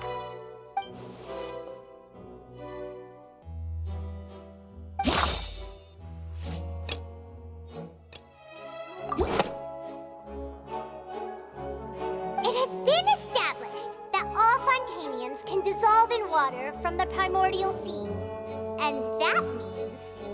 Since you insist on claiming to be a god and not a human, then there's a method that you can use right here and now to eliminate all suspicions of you being the latter.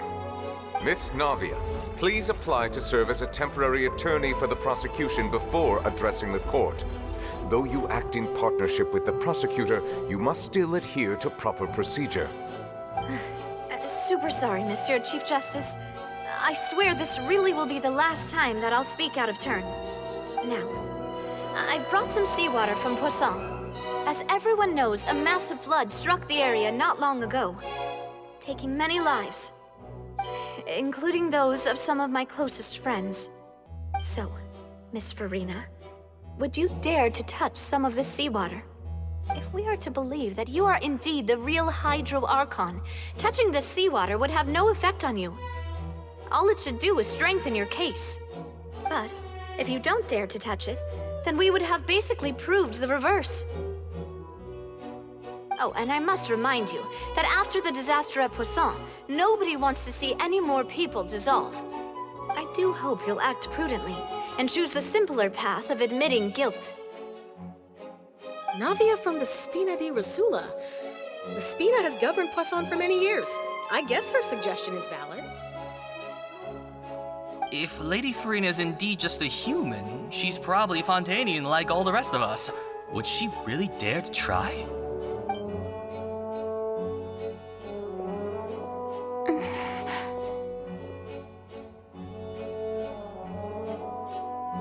Lady Furina, this test has been unilaterally proposed by the prosecution. As it falls outside the realm of standard court proceedings, you possess the right to decline participation. Well, of course he had to tell her that. But refusing to participate is basically the same as a confession of guilt. She's just staring at the water without saying a single word. It really does seem like she's quite terrified of it. That could only mean... What's going on? Is she really planning to... that's not what we thought she would... Due to the inherent risk of the test, Lady Furina, you may... What? Hey!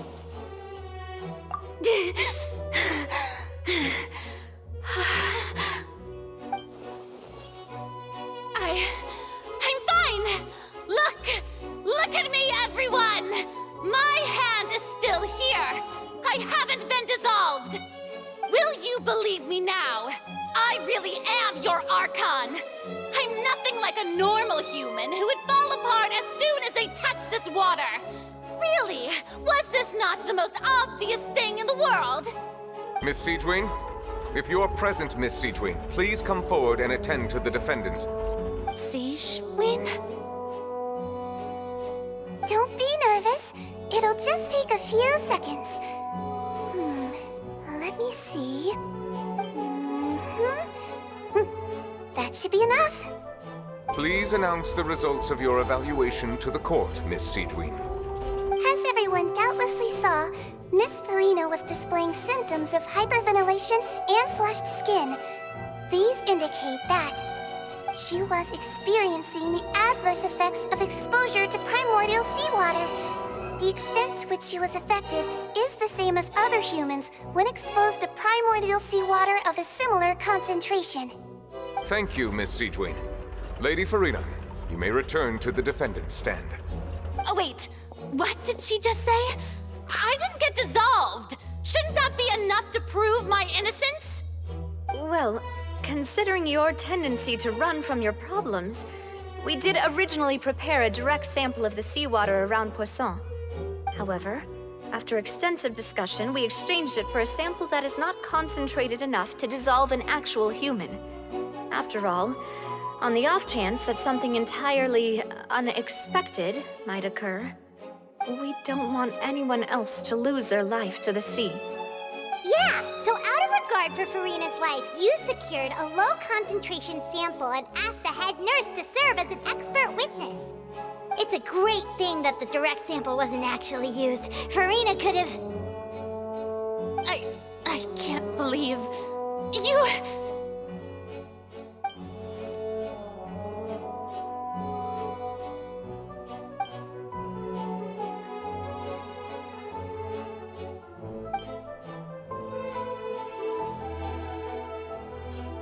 Listen to me, everyone. Please don't give me such cold and disdainful looks. What happened just now didn't prove a single thing. Think about it.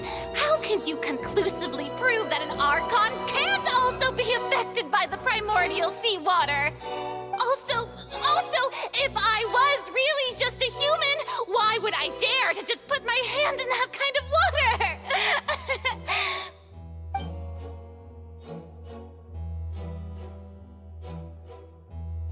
Please, anyone, just listen to me.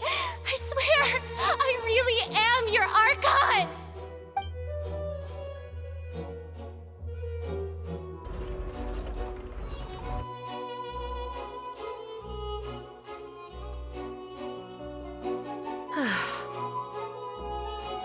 I don't think anything she says at this point will sway anyone.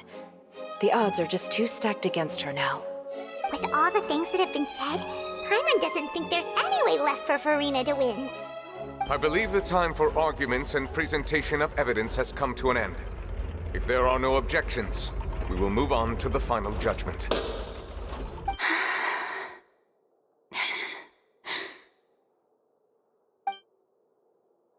I don't think anything she says at this point will sway anyone. She's too stacked against her now.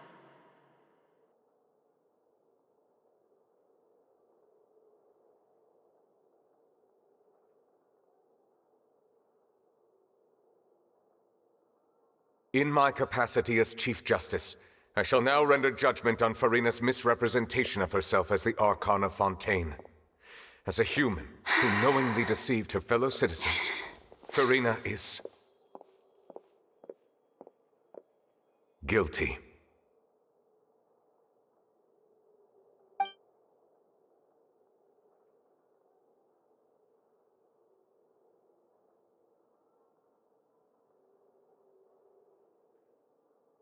We shall now turn to the Oratrice Mécanique d'Analyse Cardinale to render the final verdict on the charges.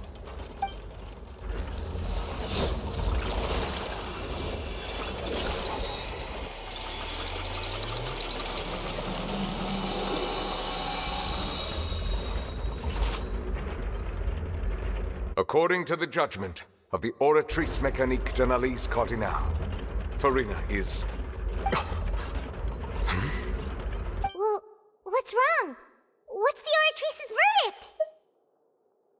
No, the Oratrice also displays a guilty verdict. Isn't that correct then? However, the exact wording of the verdict is thus: the Hydro Archon, guilty, to be punished via the death sentence. The death sentence? That's actually one of the available sentences? I've always thought that it was just a myth. The one and only time the death sentence has been handed out at the court, and it's been given to the very person we've worshipped as the god of justice? What an unexpected twist. Furina's been sentenced to death by the Oratrice? We just wanted to use the trial to show her the seriousness of things so she'd tell us the truth. How did things escalate this quickly? This outcome is indeed quite strange. According to Fontaine's current definitions of justice, as well as its recommendations for criminal sentences, is this sentence really appropriate for the crimes that have been committed? Yeah! Even Facalors wasn't sentenced to death by the Oratrice. You know, the real evil mastermind behind the serial disappearances case. Indeed. Not only is Furina's sentence overly excessive, the very point of our trial today was also to prove that Furina has never been the Hydro Archon in the first place.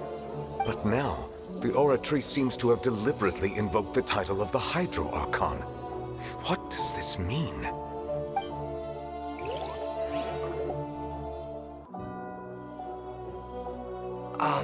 Excuse me, if I may interrupt. Is the trial still going? Freminent! You finally made it. I assume this means you've completed your mission? Mm-hmm. Any mission Father assigns to me will always be top priority.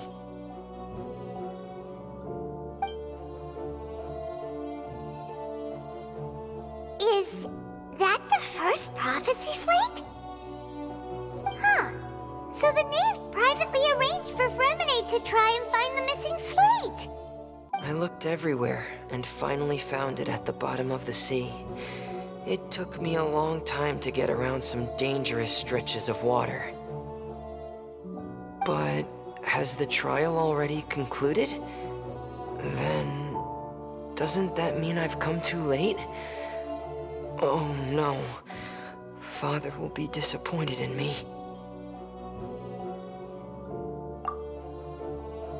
Thank you for your hard work, Mr. Freminent. Please allow me to review the record left on the slate. Traveler, I believe that you have already seen the other existing slates, and would like you to come here and confirm their contents.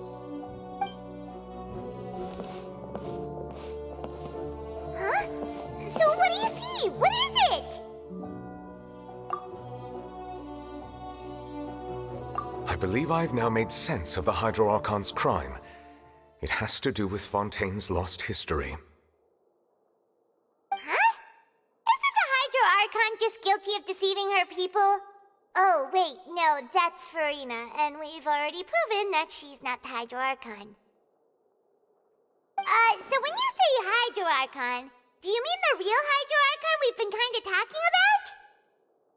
In truth, everything that you've encountered in Fontaine up until this point can be traced back to the contents of these stone slates. However, I'm uncertain as to how much sense they currently make to you. Okay, let's try to recall the contents of the other 3 stone slates. Paimon will do her best to help you remember.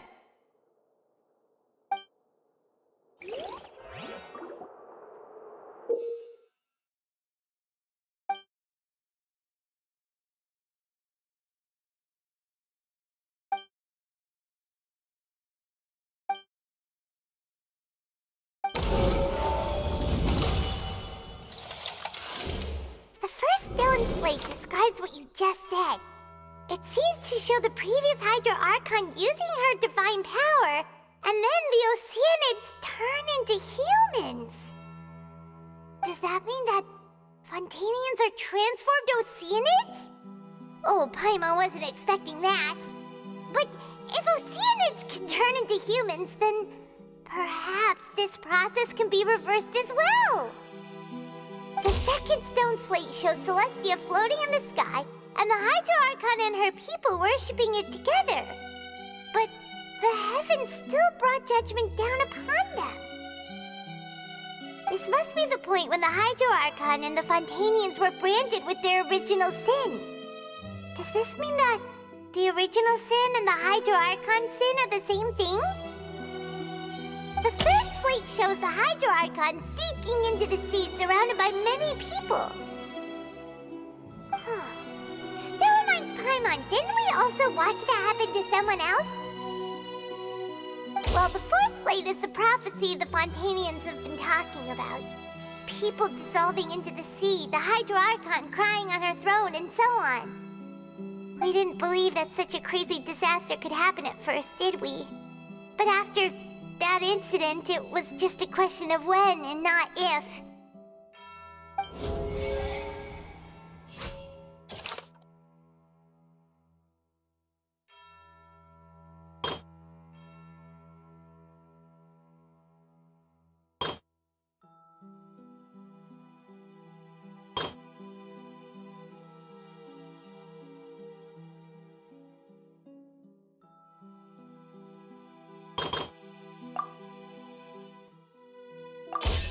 We know from the case of the serial disappearances of young women that Fontainians can be dissolved in primordial seawater, and the first stone slate tells us that long ago, the Hydro Archon used her power to turn Oceanids into humans. This might be the reason that Fontainians can dissolve.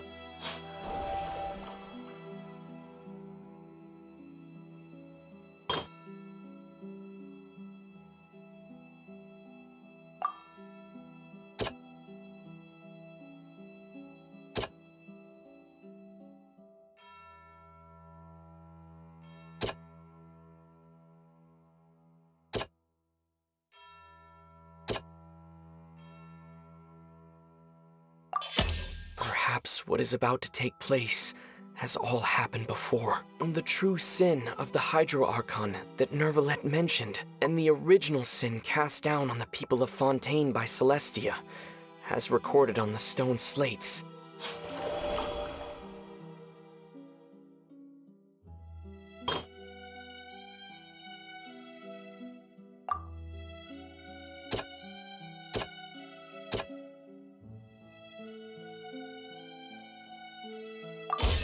It's not as simple as falling into the sea. When Navia fell into the sea, her consciousness was subjected to judgment. The stone slates show the people gathered around the Hydro Archon in the sea. Could that be alluding to the same thing?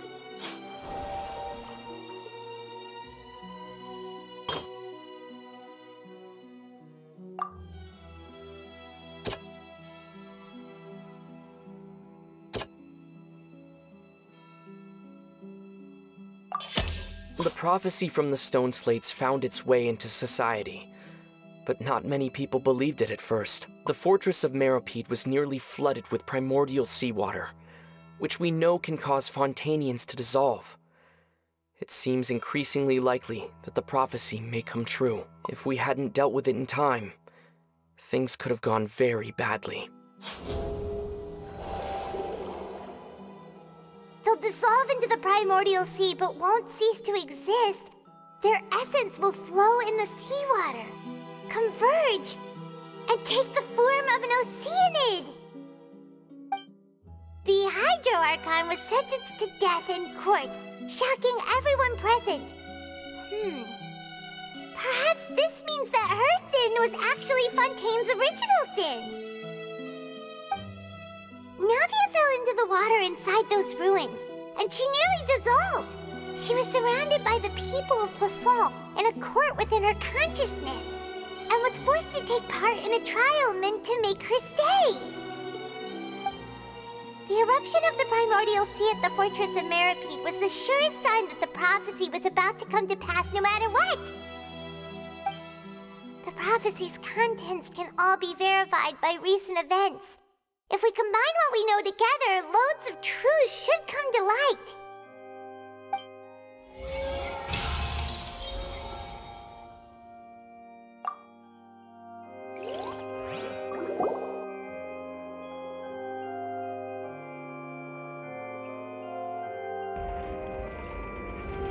Huh? Oh, Paimon gets it now! So that's how you can make sense of it. But then it feels like we're going to have to share some truly shocking revelations. Let's hear them.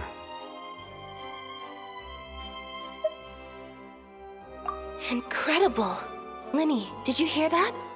We're not real humans. All Fontainians were originally created by the late previous Hydro Archon, with Oceanids as their basis. The evidence for that can be found in how only Fontainians could dissolve in primordial seawater, and how all the girls Vacher dissolved were also turned into Oceanids. Oh, and according to Navia, when she was about to get dissolved, she also saw everyone gathered around for a trial, all of them in the shape of Oceanids. Indeed.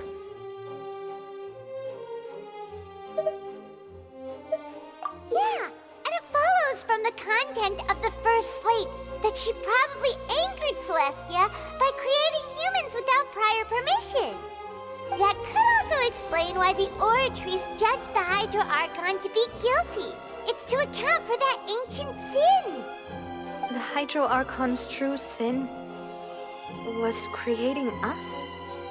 And yet, after many hundreds of years, the Hydro Archon's creations have turned around to try to judge the Archon within the Opera Epiclese. The twists of history are often the most unexpected of all. Yeah, isn't the image here just like when Navia fell into the sea? So wouldn't it be trying to show the image of the Hydro Archon also falling into the sea once the prophecy has been fulfilled in the fourth slate? In the end, the people will all be dissolved into the waters, and only the Hydro Archon will remain weeping on her throne. Only then will the sins of the people of Fontaine be washed away. Did Paimon get all that right? You've made some keen deductions. I must say, given how much you still don't know, it is impressive that you've already managed to connect so many pieces of the truth.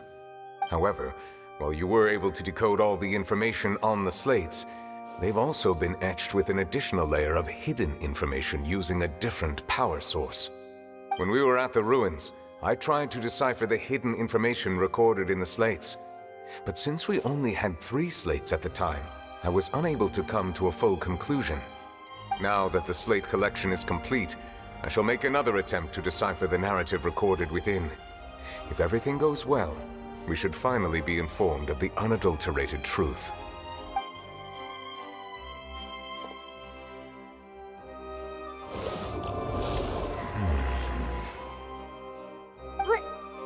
Well?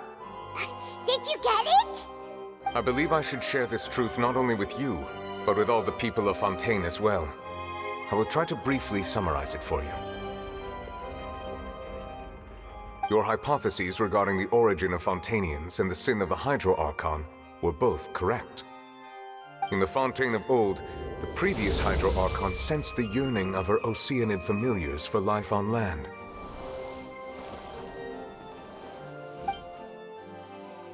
The Oceanids were enamored with the beauty and romanticism of human beings, and wishing to have those experiences for themselves, expressed to the Hydro Archon their desire to become of a similar kind. However, even though water as an element is intricately linked with the power of life, the Hydro Archon, as one of the 7, did not possess the authority to create a new form of human life. Not one to give in, she eventually found a way to create permanent humanoid bodies for her familiars by appropriating the power of this planet's primordial sea.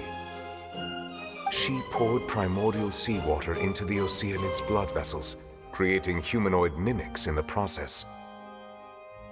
But if Fontainians were to ever come into direct contact with water from the primordial sea, the power within their bodies would escape these artificial restraints and return to the sea. As a result, their forms would collapse, and they would be reverted to their original forms as Oceanids. Of course, the Hydro Archon never received permission from the heavenly principles to create a new human race. And thus, the Hydro Archon and all of her creations came to shoulder the original sin of appropriating the power of the primordial sea. That is the true history of how the people of Fontaine first came into being. So we were all Oceanids before we turned into human beings? That's way too much information for me. I think I'm just going to pretend that I never heard a single thing. Wait, but if that's the truth, we can't let the Hydro Archon be sentenced to death. After all, her only sin was creating us. This really might be too much information for your regular Fontainian, but it does answer a lot of our questions. Alas, your hypothesis regarding the third and fourth stone slates was inaccurate. The slates' respective positions are, in fact, correct. A key point of the visual on the third slate is how all the individuals depicted in the water are humans rather than Oceanids. They have not been dissolved, which implies that the water depicted in this slate is not water from the primordial sea. The nation of Fontaine is the nation of Hydro, as well as the nation of trials and justice. Instead of being the literal element, the water in the scene symbolizes judgment and justice.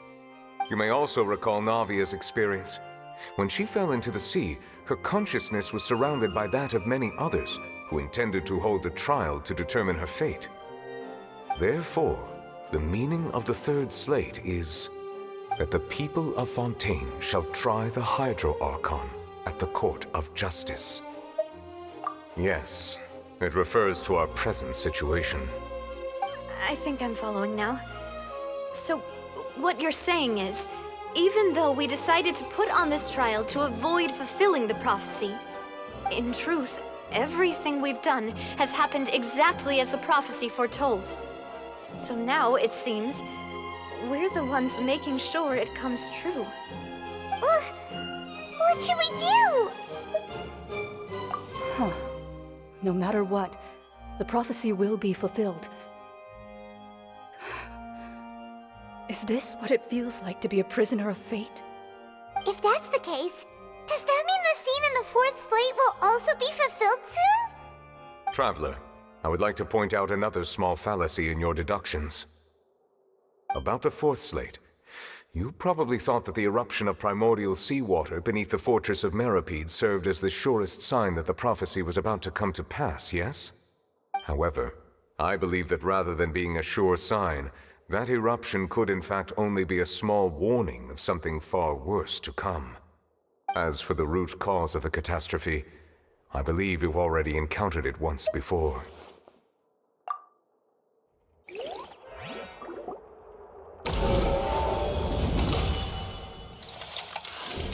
This eruption was just a small warning of the things to come. We must find the root cause of the disaster.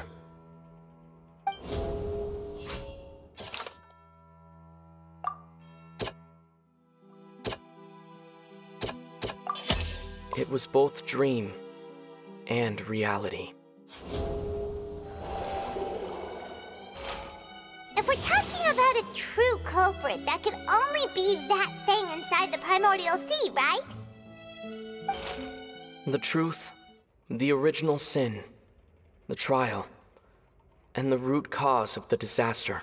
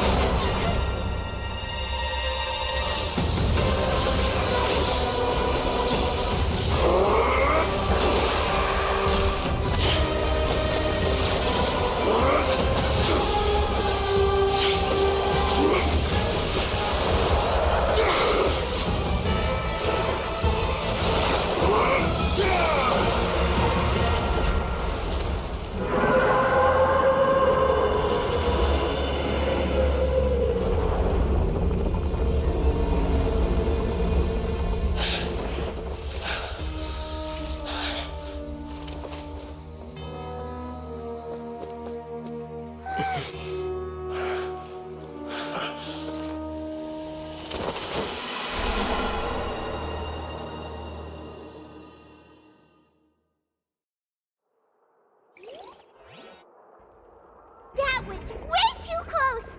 How did that thing just burst into the Opera House? Wait, was that the huge whale you saw in your dream? So we've met it at last. I understand very well why it has chosen to make an appearance here. That whale does not belong to Teyvat. It is a monster that has traversed the stars, weeping all the while. It has been greedily consuming the energy from the planet's primordial sea, using it to grow. That is the main cause for the rising sea levels.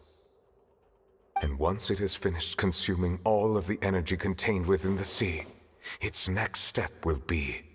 You said that when the Hydro Archon first created Fontainians out of Oceanids, she filled their blood vessels with primordial seawater. Precisely. That whale finds the blood of Fontainians nigh impossible to resist. Therefore, when it left the primordial sea, it decided to make its next stop a packed opera house full of food. Food in the form of Fontainians. We just barely managed to push it back, right? In that case, won't it come back to target the people again once it's managed to recover its strength? That is correct. Indeed, it is more accurate to say that we should thank that Harbinger for buying us some time. Without him, the whale would have likely come onto land far sooner. From the way he looked, he must have been fighting the creature for quite a long time. That battle maniac. We've always known that he had a special connection with that whale, but we definitely didn't expect it to help us out like this. Anyway, now that we know that this whale is the actual cause of the disaster recorded in the prophecy, all we need to do to stop the prophecy would be to find a way to beat it up, right? It is too late. It had already absorbed too much of the primordial sea's energy before we could notice it. At this point, it has become practically integrated with the sea itself. Even if the entirety of Teyvat were to be destroyed, it could still survive and swim off towards some other world. That's not something I will accept. We've already done everything we can, and we even found the true culprit. We've come so far. You can't just tell me that the last hurdle is some impossible foe. That's just not fair. Indeed, that's not how a grand performance should end. I'll fight it to the end, no matter what. So the prophecy will be fulfilled no matter what, huh?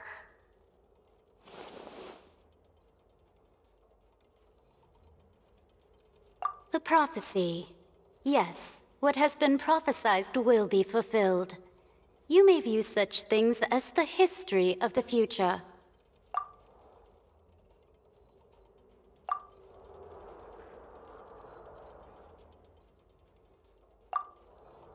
Just as prophecies are usually only the future as seen from the perspectives of the gods, could things be happening in hidden corners where the gods' gaze does not fall? Ultimately, fate shall serve as your only guide, no matter what will happen in Teyvat's future. All you need to do is to play your part.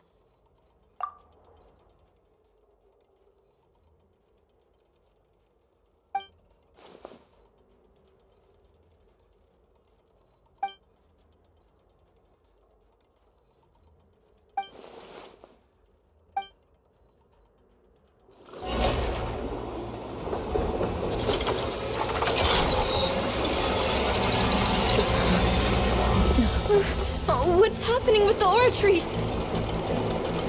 I believe it is preparing to carry out the death sentence.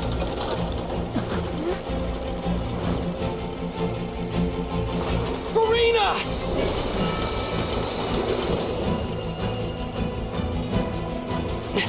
No, I still need answers.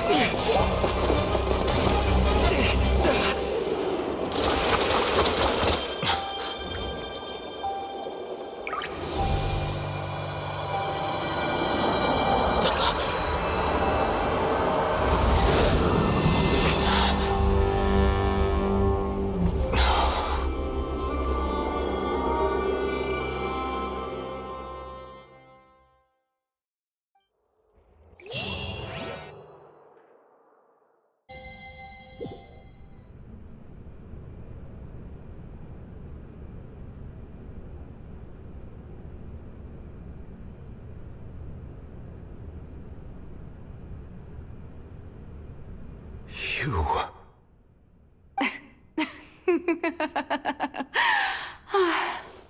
Sorry. That shocked expression on your face is just too amusing. I couldn't help myself. You are not Furina. Who are you? The sweet sound of bewilderment. Marvelous. A sure sign that my attempt to deceive everyone was a resounding success. But to answer your question, I am Focalor. You know, the god. Focalor? Why did you deceive us? Oh, that wasn't my goal, of course. Goodness, no. But I had to fool everyone else too, if I was to stand any chance of deceiving the heavenly principles. Deceiving the heavenly principles? It's all because of that pernicious prophecy. Dreadful, wasn't it? Everyone doomed to dissolve. Fontaine condemned to be flooded. One was not amused. In fact, one was positively bemused when that problem was thrust upon me by my dearest predecessor. That's the former Hydro Archon Egeria, for the uninitiated. It hardly gets more disastrous than a preordained national catastrophe, now does it? She knew full well that the prophecy would surely come to pass. And as one of the seven, she also knew full well that one defies the heavenly principles at one's peril. So yes, as you have no doubt surmised, it was a rather impossible situation that I found myself in. I spent a terribly long time mulling it over, alone on the ocean floor. And I was almost growing barnacles by the time I finally realized there was only one possible solution to this confounding conundrum. I had to outwit the heavenly principles, allow the prophecy to be fulfilled, ostensibly at least, while saving everyone at the same time. I'm a genius, I know. I can only assume that's why Egeria chose me as her successor. Although, looking back now, it was hardly the inheritance one dreams of. Between the task of saving the nation, the quotidian duties of the Hydro Archon, and not to mention the original sin of creating a new race of humans, I dare say she left me quite a colossal mess to clean up. But one can only play the hand one is dealt. I did not choose this, any more than I chose to be one of her Oceanid familiars. So you were also once one of the Oceanids, transformed into a human by Egeria's hand? Yes, I was. I always dreamed of becoming human. And I still do, even now. In my eyes, to be human is to be part of the greatest opera ever known. After becoming a god, I separated my divinity from my body and spirit, leaving behind only a self that was as naive and bewildered as my past self on her first day as a human being. The me you see before you now is that divinity. And the human counterpart I left behind, I named Furina. She could feel joy, sorrow, and everything in between. She could be as vain and conceited, or as meek and vulnerable as she wished. Her strengths were of a kind only a human could possess, as were her shortcomings. But in my eyes, Furina's humanity was what made her perfect. She was perfectly human in every way. The person I always wanted to be. Anyway, so then I cursed her. All part of the plan, of course. The plan to deceive the heavenly principles. Do you still remember the final scene of the prophecy? The Hydra Archon alone, weeping on her throne. In order that the prophecy might appear fulfilled, I invited Furina to be an actress, to play the part of the Hydro Archon in the prophecy. Under the curse I placed on her, so long as I, Focalors' divinity, continued to exist, she could not die. But nor was she free to live her life in the pursuit of happiness. Instead, she was forced to take the stage in the opera house, to embrace the role of leading lady, to forever play the part of the god from the prophecy, all to create a deceitful appearance of that prophecy coming to pass. I suppose now you probably understand why your court is called the Opera Epiclese. But Furina is only human, isn't she? Even though she has had a long life, her mind is no stronger than that of any other ordinary human being. I cannot begin to fathom what she has had to endure. It must have been torture for her. It has indeed. And although she is, in a sense, me in human form, I most definitely owe her an apology for it. It's been 500 years, and all along, she's been playing her part in the most unimaginably long, unbearably lonely, and agonizingly painful opera of all time.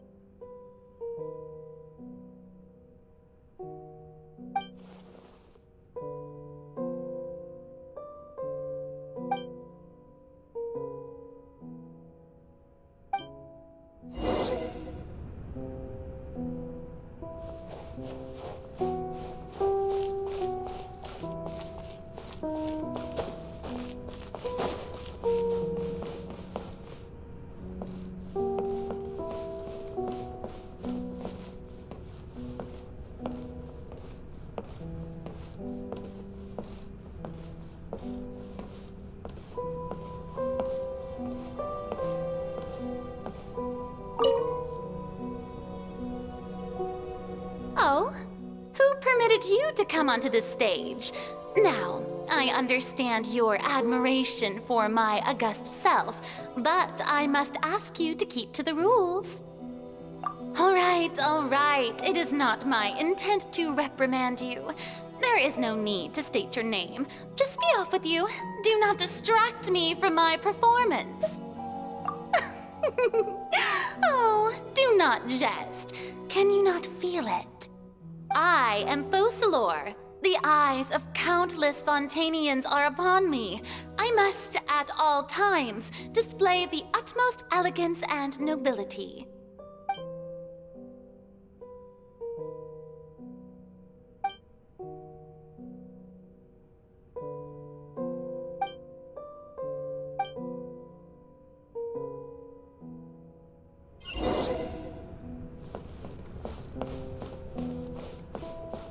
Dear audience, the performance is experiencing a technical difficulty, but worry not. The guards shall resolve it soon enough.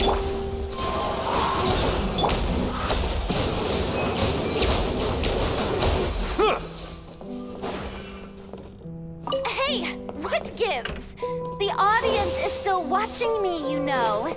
Guards? Wait, where are the guards? Guards!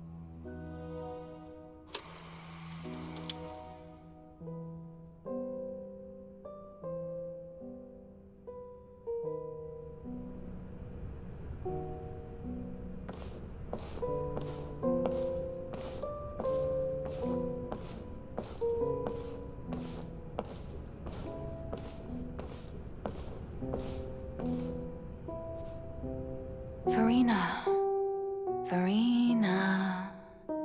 Huh? Who's that? Who's calling me? Where are you? Be not nervous. Be not afraid. I am before you. Wait a moment. You're mirror me? How can this be? Mirror you, huh? You know what? That's not bad. Let's go with that. Mirror me? What do you wish to say? The prophecy. Have you heard of it? What prophecy? Wait. I know. I think. I don't know why, but it's in my head somehow. The people will all be dissolved into the waters, and only the Hydro Archon will remain, weeping on her throne. Only then will the sins of the people of Fontaine be washed away. Oh, very good. You know it well. What's going on? I can't seem to remember anything clearly. The only thing I know for sure is this prophecy. Will it really come to pass? Yes, it will. And that is why I've come to you. Disaster will come to Fontaine sooner or later. Things will develop just as the prophecy declared. There is no escaping it. But doesn't that mean everyone will die? I'm a Fontainian just like them. Will I dissolve too? Oh, don't worry.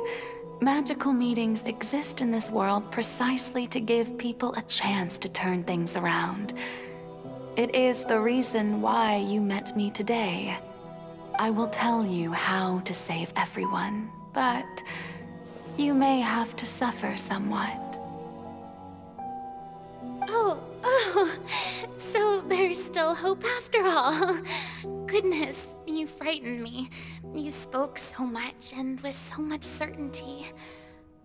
As for the suffering, well, I will admit that the first thing that came to mind was, why do I have to be the one to suffer? But if the prophecy will come true, I'll also die anyway, right? So if I've already met you as my magical meeting in this world, if there were scales, with all the people of Fontaine on one side and my pain on the other, is it not obvious where the scales should tilt? You truly are the perfect human, my ideal. I suppose this would also be the justice that belongs to you. Huh? Don't worry, it's nothing. Listen well. Fontaine has just lost its Hydro Archon. I need you to play a role, that of the new Archon. Play as a god? That's right. You must begin a never-ending masquerade. You must never let anyone suspect your identity. If you can keep it up, then I shall have my way of defying this prophecy. But should your identity be revealed, then all hope will be lost. But how will I do this? A human assuming the role of a god without being exposed. Don't worry. What you must do is not to turn yourself into a real god. You simply need to play the role of a god as humans imagine them to be. Being a human yourself, I'm sure you already know what such an entity would be like. Remember, Your true challenge will not be pursuing divinity, but contending against humanity. I'm still not sure I understand, but I'll try. I'll try to do this. So, how long am I going to have to play this role? To accomplish this mission, you will have to stay on the stage for many, many years. You will endure and not grow old until your task ends. But I promise you, all will eventually end in a magnificent and dramatic trial, and everyone will be saved. A trial, huh? How exciting. I'll be looking forward to it.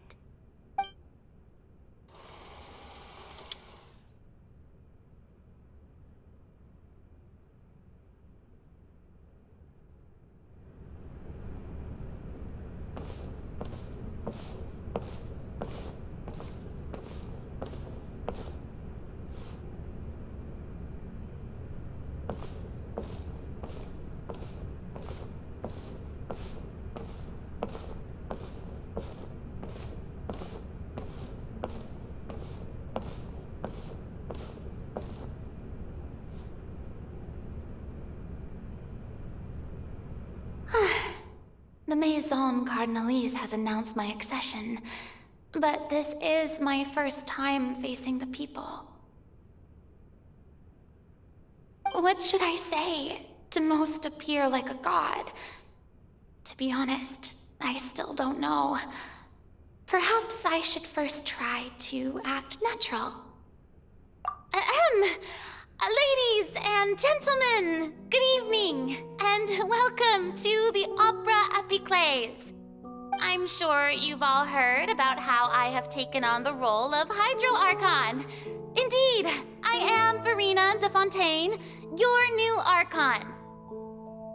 In truth, I know little about becoming a nation's new god, but it will be my honor to guide you all.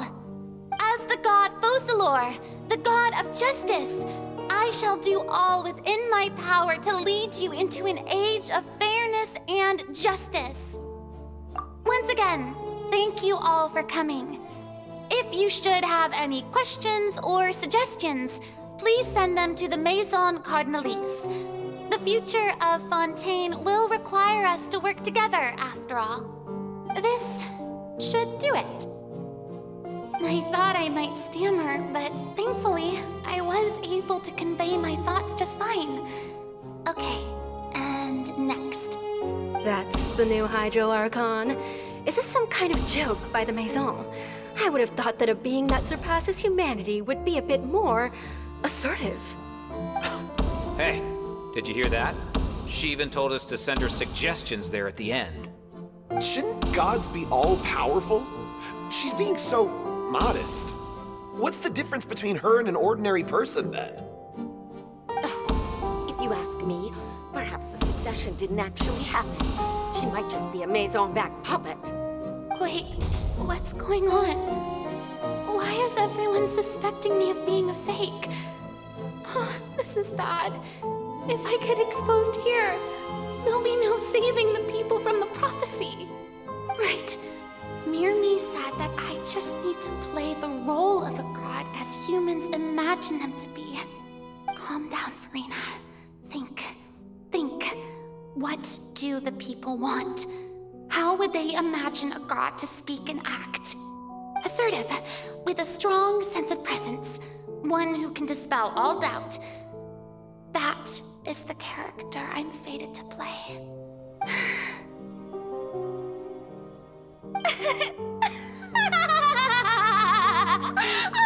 Oh, very good, my people. Only ones such as you are deserving of my rule. Now, I was wondering if some weak puppet were to one day come onto the stage and claim ownership of this opera house, would the children of Fontaine follow them? Well, it seems that you would all see right through them. Having passed my test, you are qualified to witness wondrous trials alongside my august self, here in this opera house. You may consider my previous act a door gift of sorts. I thought it was a debut that suited the atmosphere. Now then, let us be reintroduced. Ah, so that was just a performance. How could I have forgotten that we were inside an opera house? Personality? It's quite shocking, to be honest, but I suppose it's a better look than before. Such a fascinating and bold deity. How wonderful! Our future may yet be bright after all. It seems I've turned them around. Best follow this flow and restart my accession speech. My dear people, whether you acknowledge me or not, whether you trust me or nay, I say to you, keep faith in your ardor for justice. We have heard it said that this nation's sins can no longer be washed away. Well, I say that justice is most fragrant when it blooms amid sin. The scales of justice should not weigh heavy in the hands of its God. On one side, it must carry fairness and justice. And on the other, praise and applause. May law be the prayer on our lips. May judgment be our worship. Let us light the fires and drink to the future of Fontaine! No, this won't work. They'll suspect me again. I must play the role that they want me to play. There is no trouble in this world that justice cannot solve. All that is needed is for you, my people, to believe in it, heart and soul. So long as I, the Archon Focalors, stand within the Opera Epiclese, so long as I stand before the Oratrice, I shall even judge the gods of this world!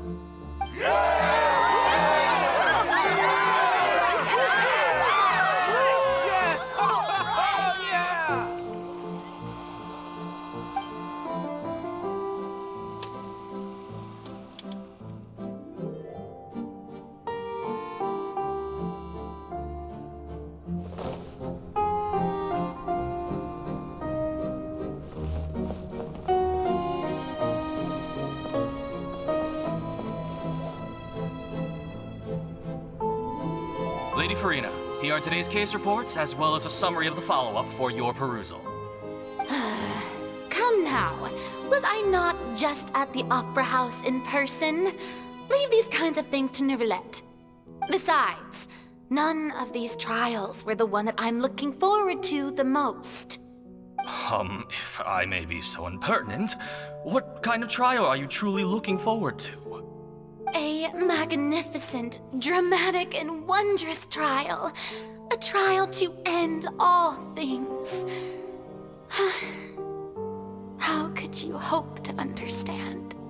That's true. I fear I lack the ability to grasp your divine thought, Lady Archon. No need for fright, and do not take what I said before too seriously. Go now, do your duties. The trial I await. It will come one day.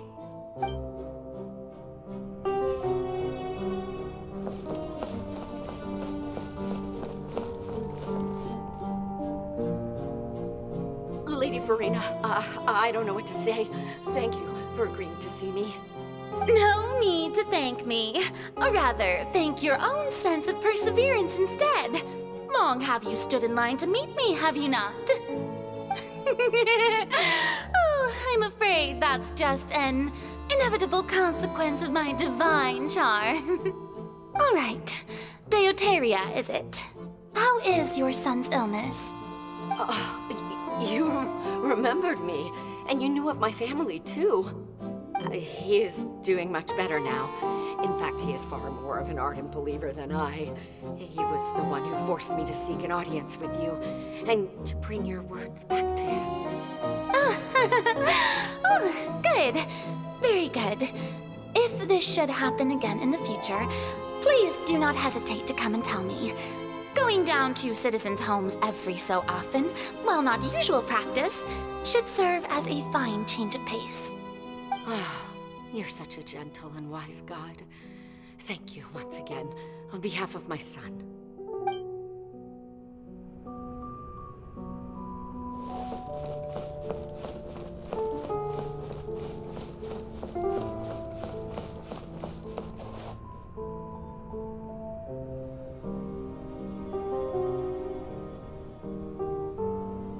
Lady Furina, here are the latest hydrological reports. As for the specific parameters you asked to take note of, I'm afraid things still don't look good. I see. It's as I thought then. As your god, I did already expect this, but I wanted to see how far your human wisdom would allow you to analyze it. All manner of signs indicate that the prophecy will still come to pass. Forget it. That's not something you need to worry about right now. Well, as I understand it, the Fontaine Research Institute is also trying to find a way to counter the rising water levels. Really? Have they found anything? I'm afraid that they haven't found any effective solution thus far. Oh, is that so?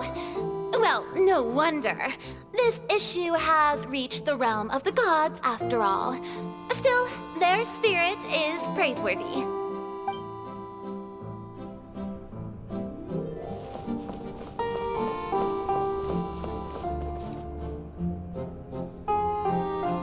The day is finally over. I haven't had a moment to breathe this whole time.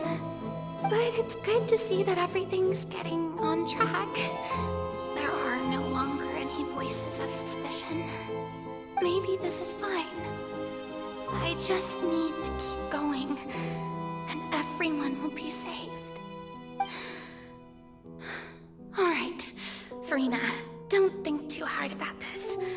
You need rest. Tomorrow's a new day.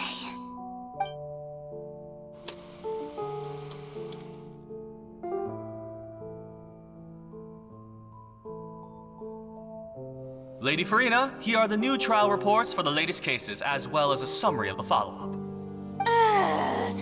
There'll be no need for that. I've seen them already. There's no need to go back over scenes I've witnessed in person before. Lady Furina, I've waited so long for this chance to see you in this manner. Indeed, my dear, loyal citizen. This joyous moment is an honor for us both. Lady Furina, we're detecting significant hydrological anomalies near Poisson. Understood. Keep monitoring. Keep me informed should anything come up at the Institute.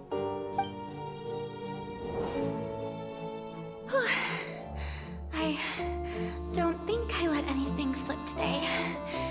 I must show the people that there is nothing to worry about. I just don't know when these days will end. I feel utterly exhausted. Best to rest early today, too.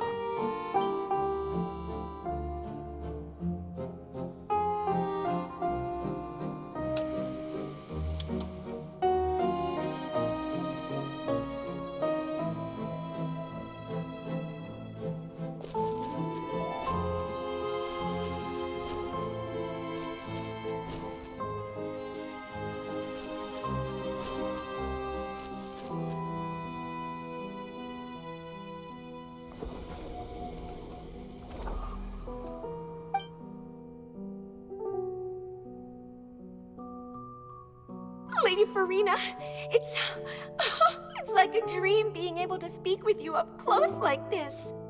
I've heard that the first member of our family who was honored to receive an audience with you was Madame Deoteria, almost 20 generations ago. And what a fine family yours is indeed. It brings me great joy to meet such a faithful believer. A descendant of a line most ardent. Surely you exaggerate, Lady Furina. My lady? What is it, good citizen? Are you crying?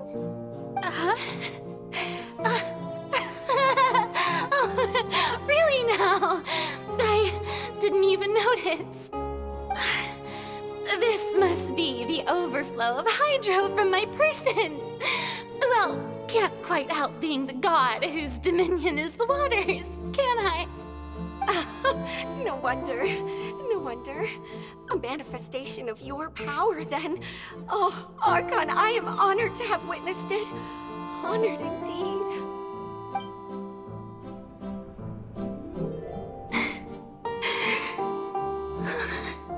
So interminable.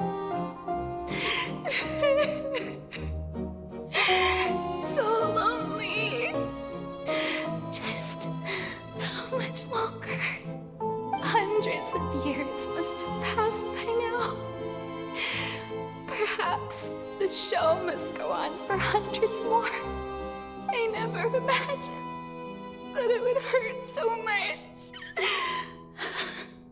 Have I reached my limit? No. Perhaps I reached it long ago. Today I didn't even notice my own tears.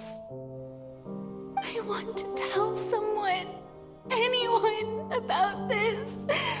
But would that not destroy all I've done so far? I've conducted so many investigations across the centuries, but there's not even a sliver of hope that we might break the prophecy.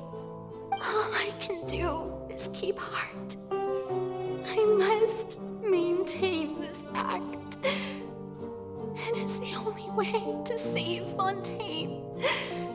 Please, mirror me. You have to succeed.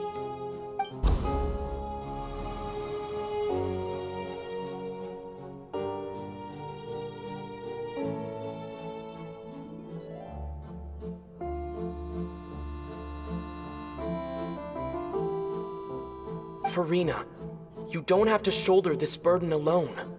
Although I don't know what you might be keeping from everyone, your people are more than willing to share your burden with you.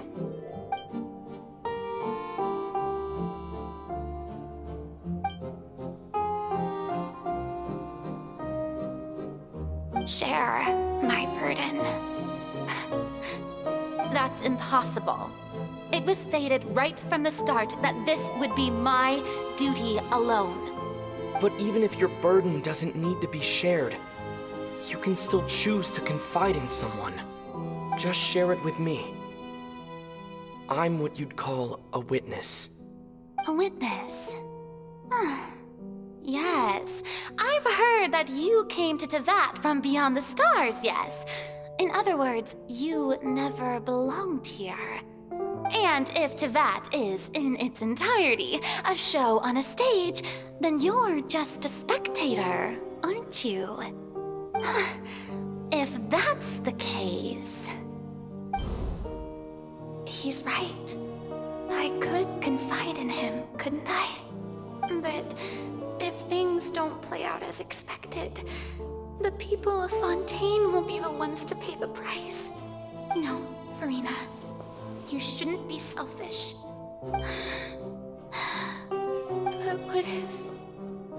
But what if it's really all right? Furina, you've worked so hard for so long.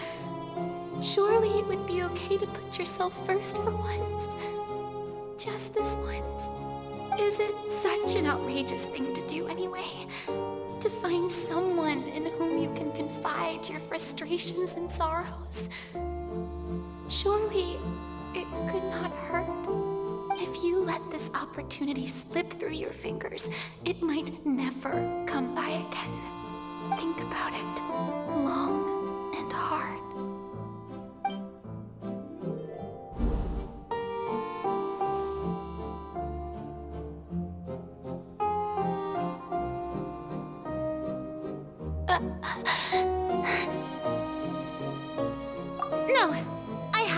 nothing to say. I am Furina, the Archon of Fontaine. Everything will surely get better. All you need to do, dear spectator, is to witness my performance until the curtains fall.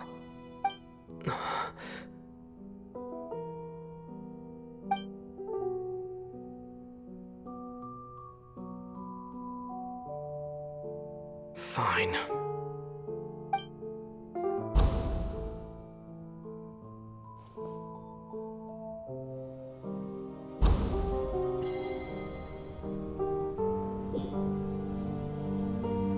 So even Furina doesn't know the truth? You've never once let her in on the full plan? Yes, it had to be done. To deceive the heavenly principles, you must first deceive yourself. She did very well. If she had let her resolve falter even once in these 5 centuries, Fontaine would have been doomed to the most tragic fate. It seems that trusting humanity was the right decision after all. I believe that I understand how your deception works, but that is only half the truth, is it not? How would you build on this foundation to save the people of Fontaine? That is the most important thing. Ah, good. Of course, the Iudex of Fontaine has pinpointed the crux of the issue. I'm sure you've long sensed that the Oratrice is no simple machine, yes? I've always suspected that it had its own consciousness. And Lyney did mention that he heard a human voice within the core chamber. It now seems that that person was you, hidden within the machine all along. Am I right? And then I became one with the Oratrice, taking Fontaine's gnosis with me. Yes, it would seem so, wouldn't it? Alas, your understanding of this device still lacks sufficient depth. In truth, it is no enactor of justice. It is, in fact, a device created to kill the god of justice. I beg your pardon? Oh, you have it. And to be more precise, not only will the Oratrice take down the god of justice, it will also take down the divine throne upon which she has been placed. I mean, did you think I would be the sort to enjoy peaceful repose while Furina suffered? My work over these last 500 years has been to constantly accumulate indemnitium within the Oratrice. But really, some have already discovered that only a small fraction of the energy generated by the device was ever used to provide power to Fontaine. The vast majority had to be, accumulated to enact this death sentence. It was all part of your plan then? Both the trial and the sentence? Indeed. This power, accrued over 5 centuries, could have sustained Fontainians for millennia had it only been used for that purpose. Almost all of it has now been stored within the Oratrice. But only power of this magnitude could hope to destroy the Hydro Archon's divine throne, shaking the rules established by Celestia and breaking through the institution that is the Seven. So the Oratrice's call for death was for neither Furina nor Focalor, but for the Hydro Archon. The destruction of that divine throne.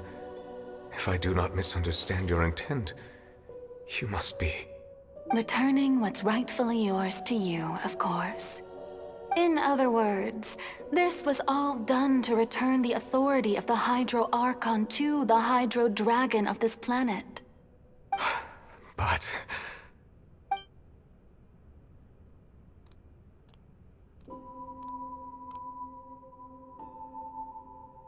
Oh, what? Getting sad again, are we? The authority of the ancient dragons shall soon be yours once more, O Hydro Dragon Sovereign. And this is the face you make. all you've done throughout the years, is just so you can sacrifice yourself at the very end. I've never quite seen it that way, you know. Even now, I'm quite pleased at how well my deception worked.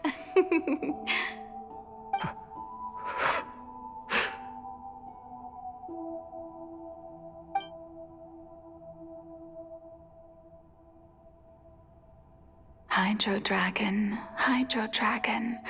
don't cry.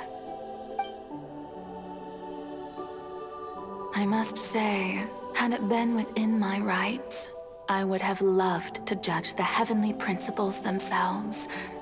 Were they not guilty of essentially the same crime? Egeria stole the power of the primordial sea, and the heavenly principles stole the power you ancient dragons possessed. I, for my part, am the god of justice. And is it not just that your original powers should be returned to you? Speaking of justice, I have always believed that justice lies in the process of pursuing human existence itself.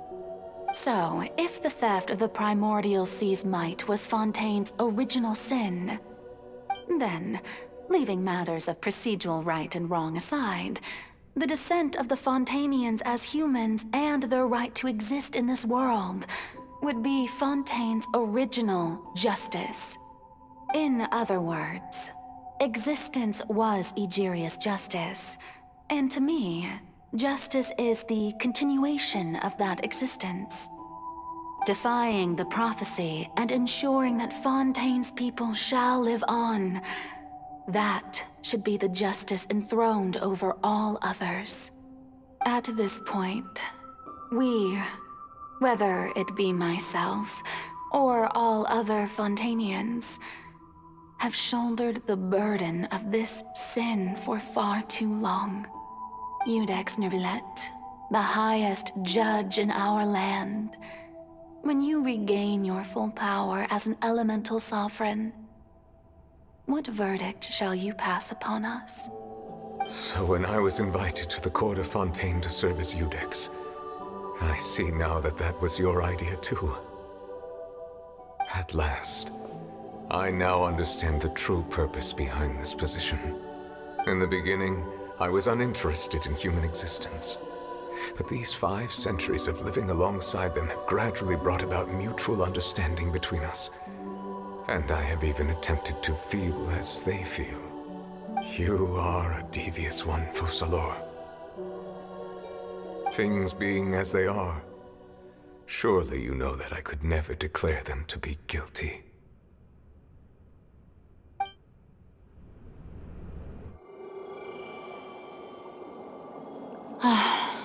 The hour of my execution is almost here. For the sinner, the curtain call has come. I know I may not sound it, but faced with death, I find myself a little afraid. Perhaps this is one thing both gods and humans have in common.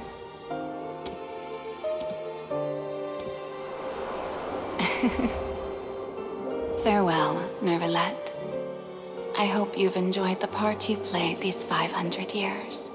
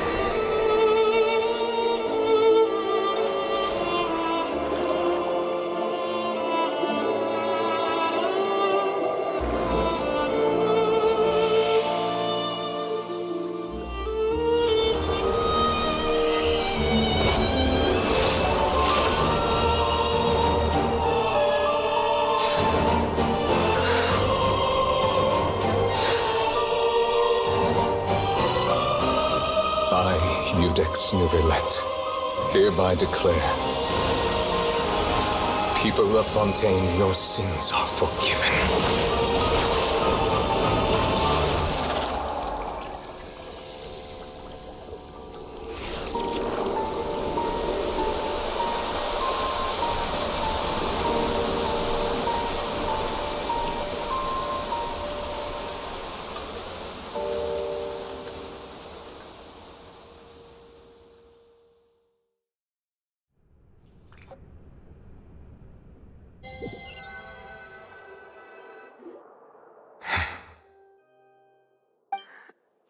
What just happened? Has the death sentence been carried out?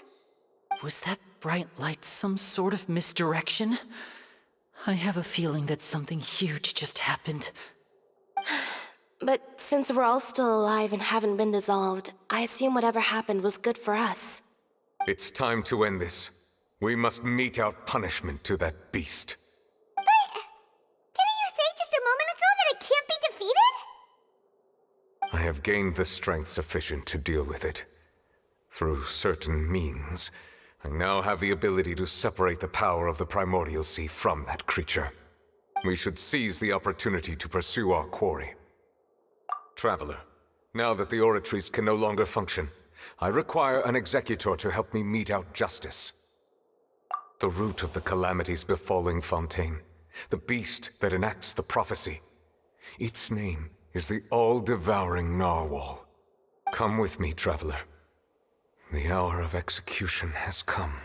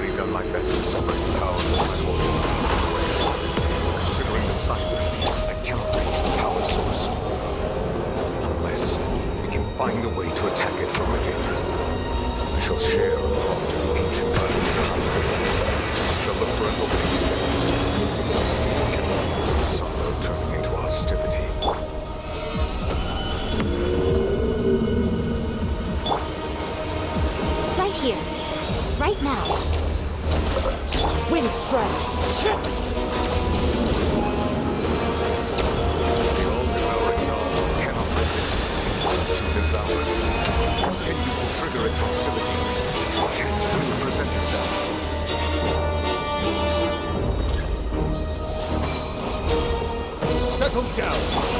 Into the wind!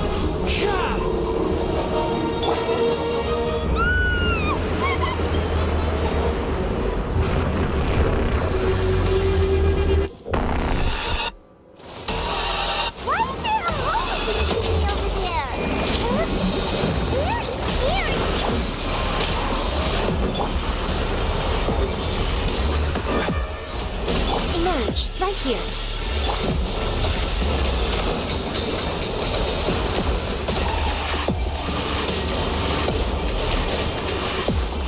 I have granted you my protection. Do not fear. Seize the moment.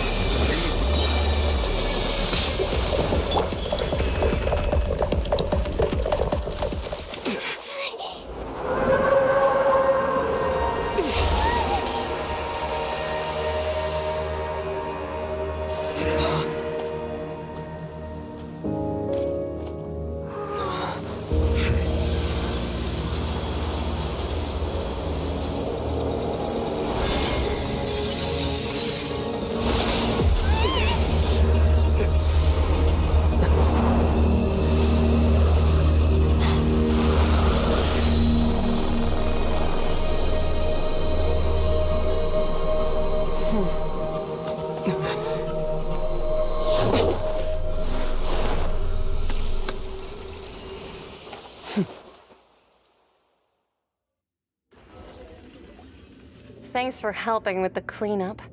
It should have been my job, but... oh well.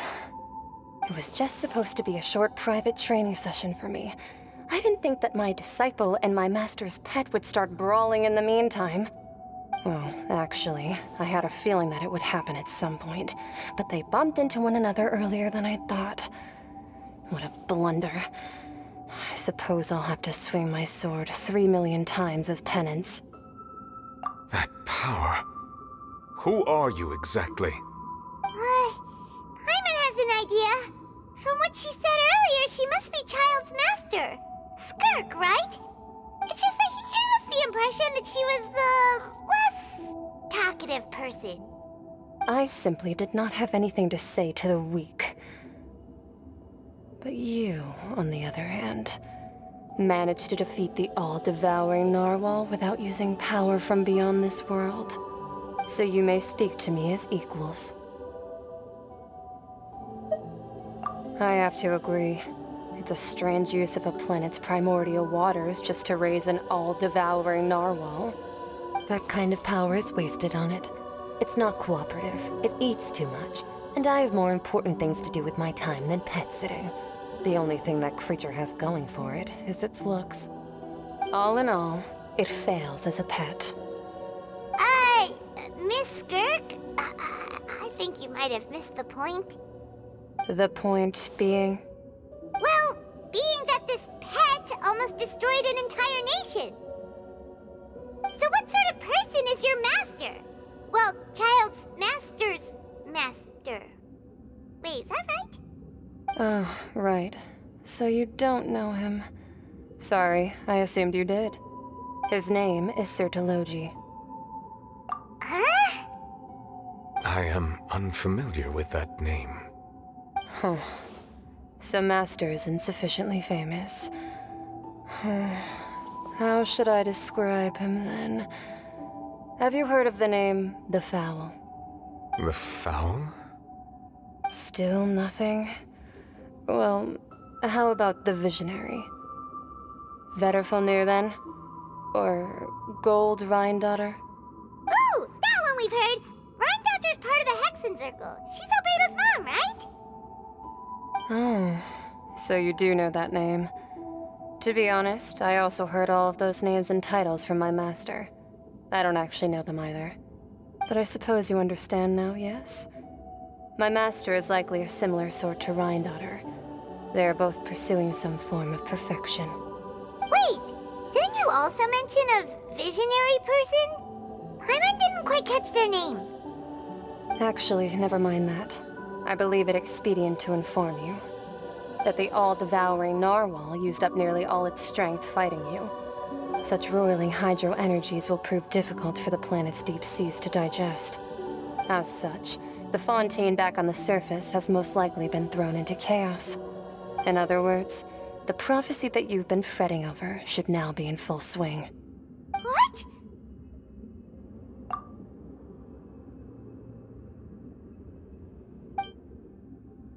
Not to worry.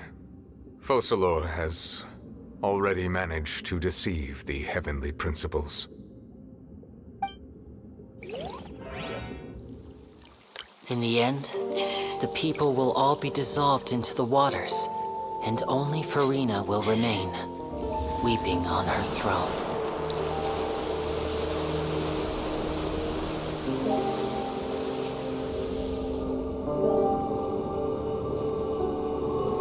Only then will the sins of the people of Fontaine be washed away.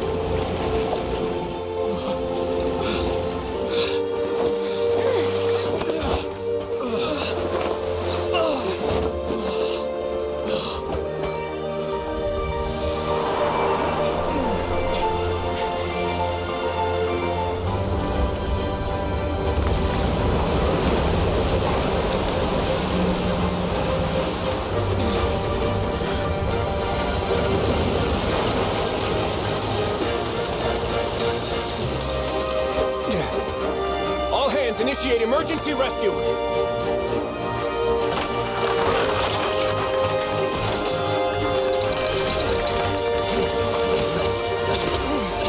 Hurry!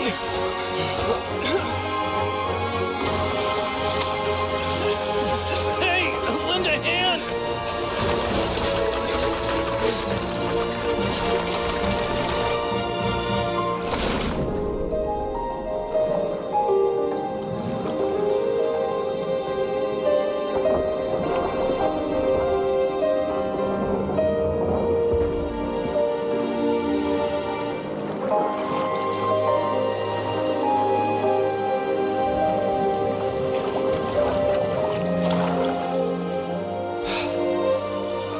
Look!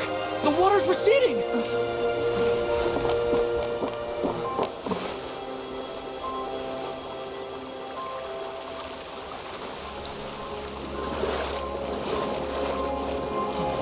It's a miracle! The water's receding. We didn't dissolve. The prophecy was wrong. The prophecy was wrong.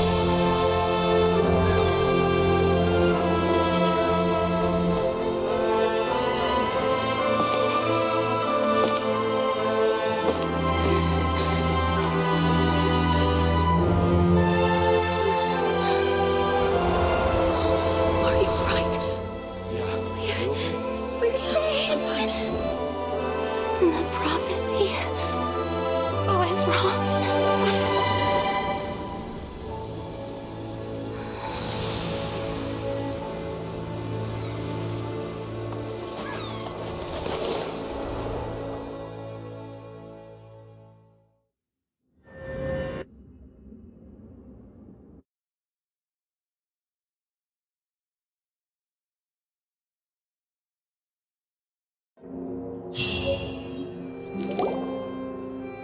The soul renewed.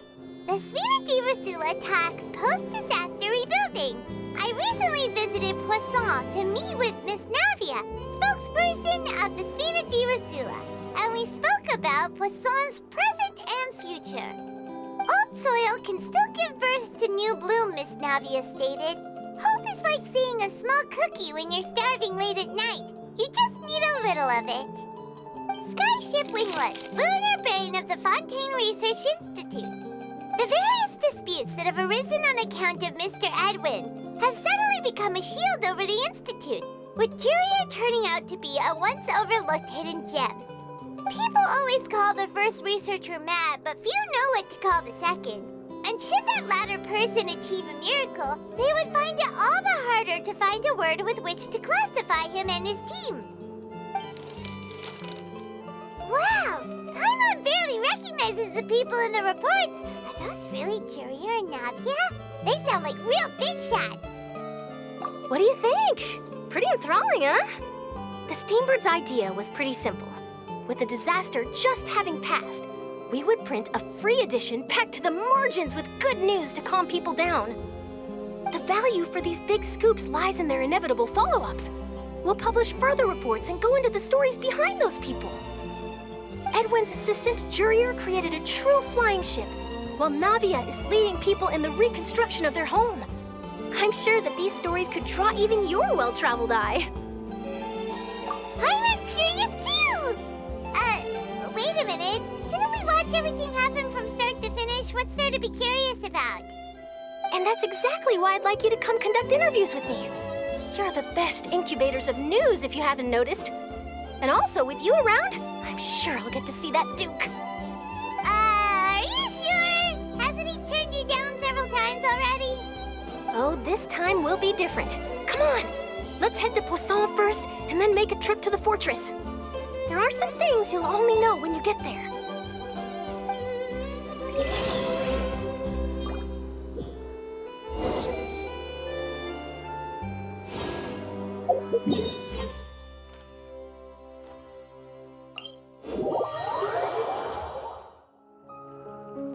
Navia! Oh, it's you. What brings you all here? Hey, we're just having a look around. I'm here to update myself on how things are going here. Oh, the Fatui are here too. Let me introduce you. This is Mr. Garunt Snežević. He represented the Knave in sending us a large amount of supplies, and is helping with our work. Our residents are hard at work as well. Thanks to everyone, work is progressing nicely. We've lost a lot of people, but we're moving forward. That will have to be enough. Hello, Miss Charlotte. I'm a big fan of yours. I especially like that article you wrote last year about Fontaine's stray cats. But if you don't mind, could you not emphasize our role too much in your report? It's not charity we're doing here. We just happen to share the same interests as the Spina. I get where you're coming from. I'll keep it as simple as possible. Or would you be willing to feature as friendly neighbors? That would be fine. Thanks. Oh, you're back too. How are things? We finished laying down the construction materials. It'll be another hour before the workers are able to go over there. Huh?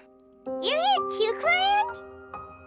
Well, her reputation's greatly risen after that whole duel business with Miss Furina, so she's here in Poisson to wait out the heat. All right. She really came here to help me out. There's too much to consider in the reconstruction of Poisson. The Spina has need of more decision-makers. And, well, I do already happen to be connected to Mr. Callis. Oh, wait just a moment. Do you mind me asking a few questions? You know, about how you felt before the duel, about what it was like facing down a god. There's lots of exciting material there, I bet. Forget it. I'm sure you can find a better theme than that, Miss Charlotte. I see you're the same as always. Couldn't you do me a favor, for Navia's sake? Well, if we're talking about doing things for my sake, you might as well just take a few more photos of me. Or of the Traveler. It's better than wasting time persuading Clorinde, at any rate. Of course I will. I'm not gonna let him off that easy. All right, then everyone who wants to be in the photo, gather up. And smile.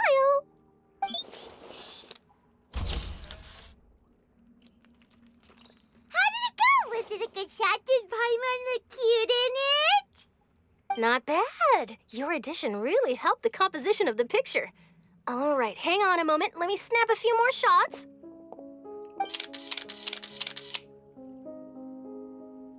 All right, that should do it. I'll be back here later anyway, so let's call it a day.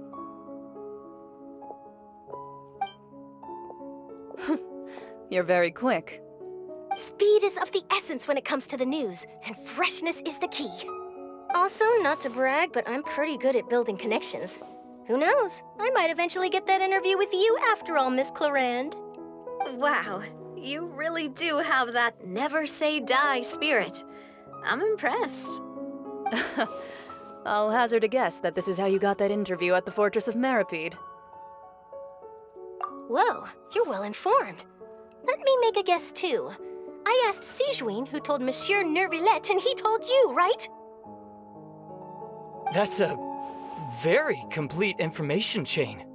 In truth, all Monsieur Neuvillette asked me was, when did the fortress become so friendly towards the media? I told him that it was best not to speak too soon. There's no guarantee that Ridsley will make a personal appearance. You're right. I've got to treasure every moment I have with them. In which case, I'll be making a move first. Stay safe now. And tell me if you hear anything interesting. I'll treat you to afternoon tea in exchange.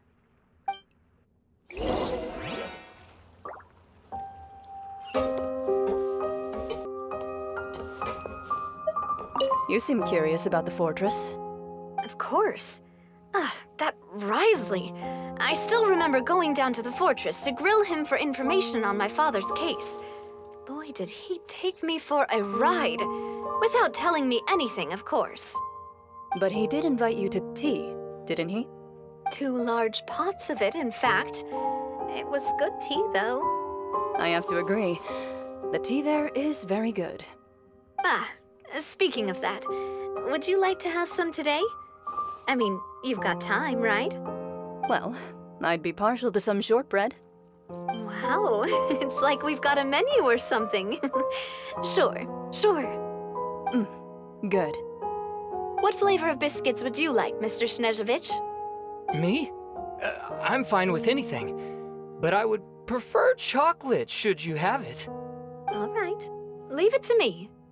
I'll go over the newly arrived supplies with you later, Mr. Snezhevich. We should be able to finish the preparatory work today. That works great for me. Huh. Is it just me, or did you get a new lipstick? I did. It was a gift from Sijuin. Want to give it a try? I think the color would suit you, too.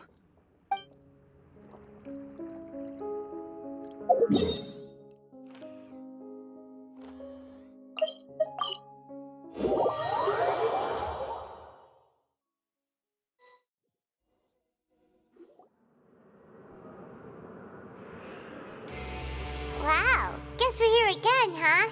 There's a real nostalgic feeling to this place. Looks like you've been missing us. Duke! Did you come all the way to the entrance to greet us? Of course. I'm here to welcome you and our dear Miss Charlotte, whom our good head nurse recommended to me. It's an honor to finally meet the much-rumored Duke. Thank you for consenting to my visit to the fortress, sir. No need to thank me. But that said, I shouldn't be the focus of your interview. I trust you recall our agreement? Of course, of course. All right then, this way.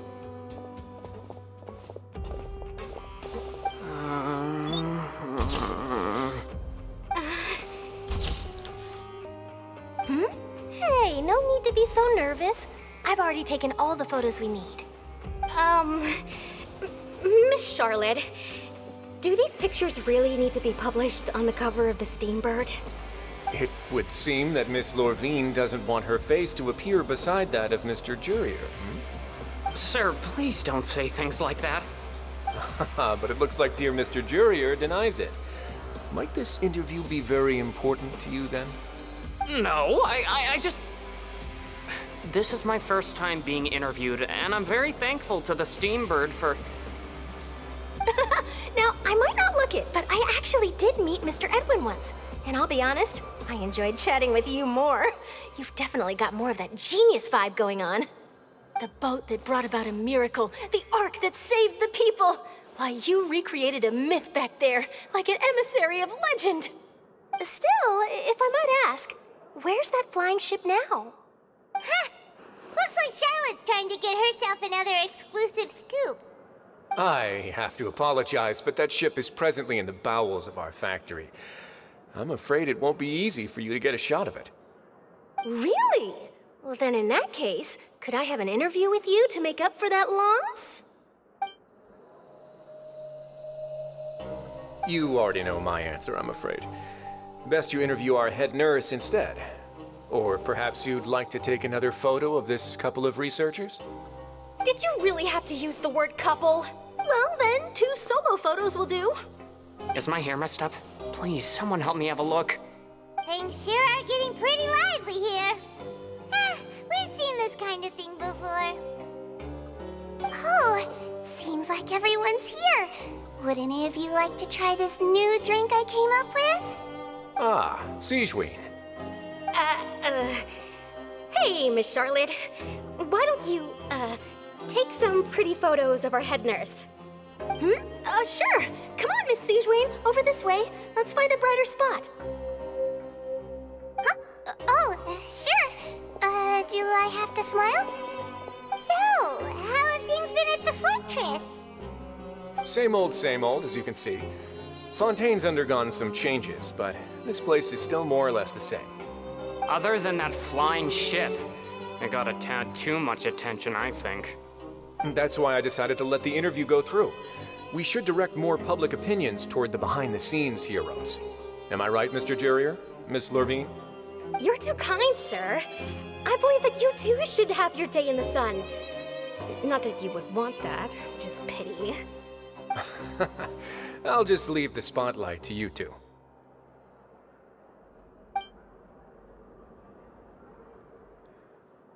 I see. Lots of things happened that day, huh?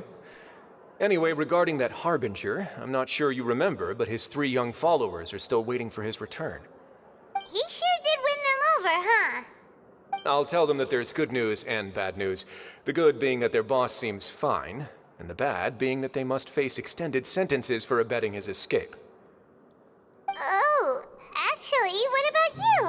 Are things gonna change for you too? What change can there be? The fortress will keep chugging along, and so will my duties. As to what Miss Furina's departure will mean for the nation, and if our laws and governance will be transformed, we'll leave those to the folks in the overworld. Hey everyone, the photo shoot's done. Good. In that case, let's call it a day here.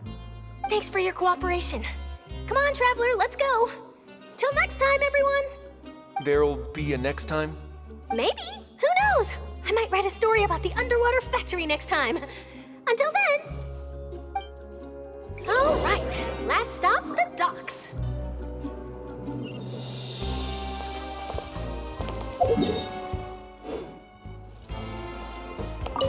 Oh, you know, I'd love to see you in one of Charlotte's photo shoots one day.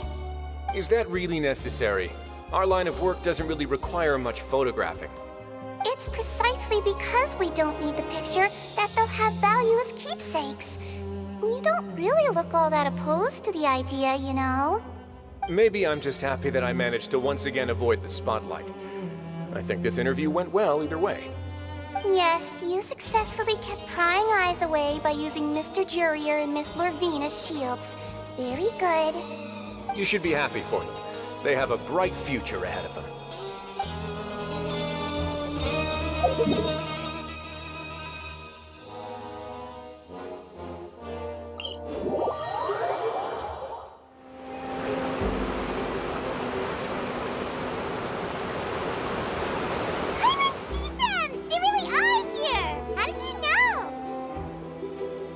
Navia mentioned that she stayed in touch with Lyney and the others after working together. Apparently, they've been at the docks distributing these strange pockets the whole time since. Traveler, Paimon. Ah, and Miss Charlotte, too. Would you like a magic pocket? What sort of gadget is it? It's a wondrous bag that can be used to carry many things. The water level has returned to normal, but if you see any of your things floating around, you can use this to carry them. Or you could trick a friend into doing it for you. Trick a friend? I wonder which of my friends would fall for that.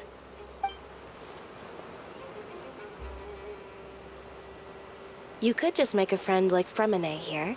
Isn't that right, Freminent? Is this what you meant by, I'll help you make some more friends? To be honest, that sounds pretty sweet. Could I have your contact, please? Sure. Please, write down my address. You sure are working hard to help Freminent socialize. He was the one who proposed doing this. He even wants to assist in our magic shows. Yes, I was planning to first introduce Pear as an assistant, and later Freminent himself. In the future, I think we can leave underwater escape magic to him too.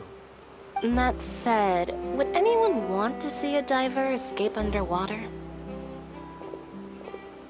Oh, it'll work out. Every journey begins with the first step. He'll become a part of our show eventually. Lynette, could you come over? Miss Charlotte says she wants to take a picture of us. Got it. My, that Charlotte is rather perceptive. She got rid of everyone the moment she realized I had something to say to you. So, how have things been, Traveler? Father says that you did a great deal during the latest events. She's very grateful for your contributions to Fontaine. That's all right. We were more than happy to help. So, what's she doing now? Oh, I guess you haven't heard. Well, after Lady Furina left, Father and Monsieur Neuvillette opened negotiations, during which he gave Fontaine's gnosis to her as a diplomatic gift. A diplomatic gift? A gnosis? Yes, I was quite surprised at first myself. But when I thought it over, there were actually a number of things going for it. It could have been done as an apology for the incident with Lord Childe, or as thanks for his help in tying the All-Devouring Narwhal down. Furthermore, Father did also lend significant aid to Fontaine and Poisson. Well, I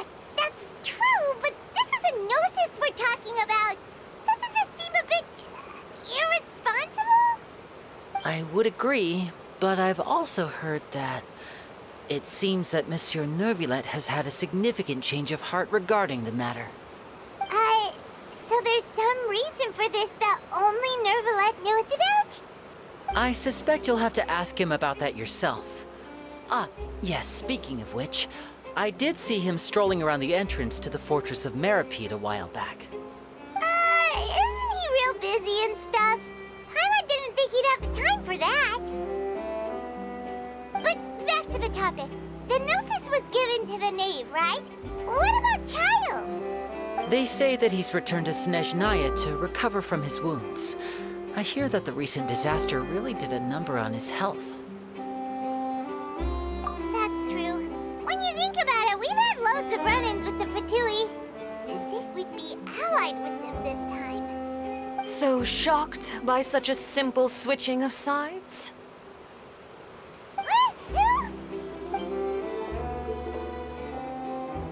Father! Well, what do you know? Come to the docks to see how my children are doing and meet the Traveler by chance. Please do not pay my accomplishments in Fontaine too much mind. I would have done them regardless. Are you going to take the Gnosis back to Snezhnaya? That is our duty as Harbingers, yes. Don't be too preoccupied with sides. The goal of the Fatui concerns not a single place or person, but the entire world. With such a grand goal in mind, it is inevitable that we must wear many masks. Switching my masks is something I've always done. Well, that depends on many things. No one truly knows what the future holds. What good is honesty if you can't rely on it forever? As for you, I very much look forward to our next collaboration. Good things cannot be achieved alone, and you've proved yourselves to be great partners. A vision? All right. I'll remember to return it. Thank you for keeping it safe for him this entire time. And that's a wrap for me. Huh? You're... Greetings, Miss Journalist. Hello. If I'm not mistaken, there are diplomatic channels I'll need to report to take a photo of you. That is correct. So forgive me, but I will not be able to serve as a subject in your article. However, feel free to write as much as you'd like about our dear magicians and our upcoming rookie talent. I will. The sea breeze is quite pleasant. I shall continue my walk while the weather remains so agreeable. Farewell. Farewell, Father. Oh, she has such an intimidating presence. I didn't even dare to take a picture. Thankfully, I've already wrapped up all my pre-scheduled interviews. Thank you all. This'll be more than enough for me to write about, I'm sure. Don't be too nervous. Why don't you take a magic pocket before you go? Here, Traveler, Paimon, you take one too. To move things about? That's right. Funny. I was giving out magic pockets when we first met too. And what do you know? I'm doing the exact same thing right now. So many things have happened, but the pockets are still the pockets. I guess this must be life. We will all follow our own paths, and serendipity will lead you to your fated friends. All right then. We'll be handing out pockets in some other districts later, so we'll get going now. Have a good day, you two. Well, guess we sent Charlotte, huh? Shall we go see how Neuvillette's doing? As long as he's not so busy that he doesn't have time to chat anyway.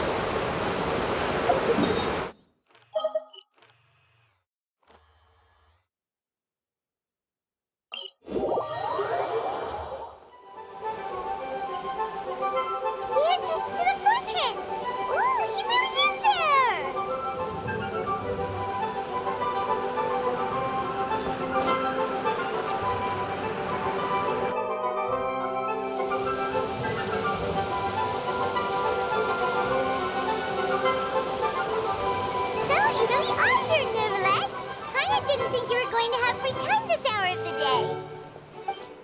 really? Oh, I suppose you must have met Mr. Lyney.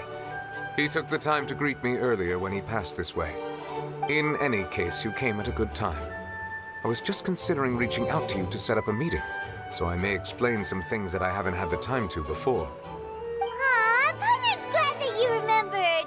Thank you for keeping us on your mind, what with you being busy and all. Alright, let's have it then. How was Fontaine actually saved? The whole business is still quite the mystery to us.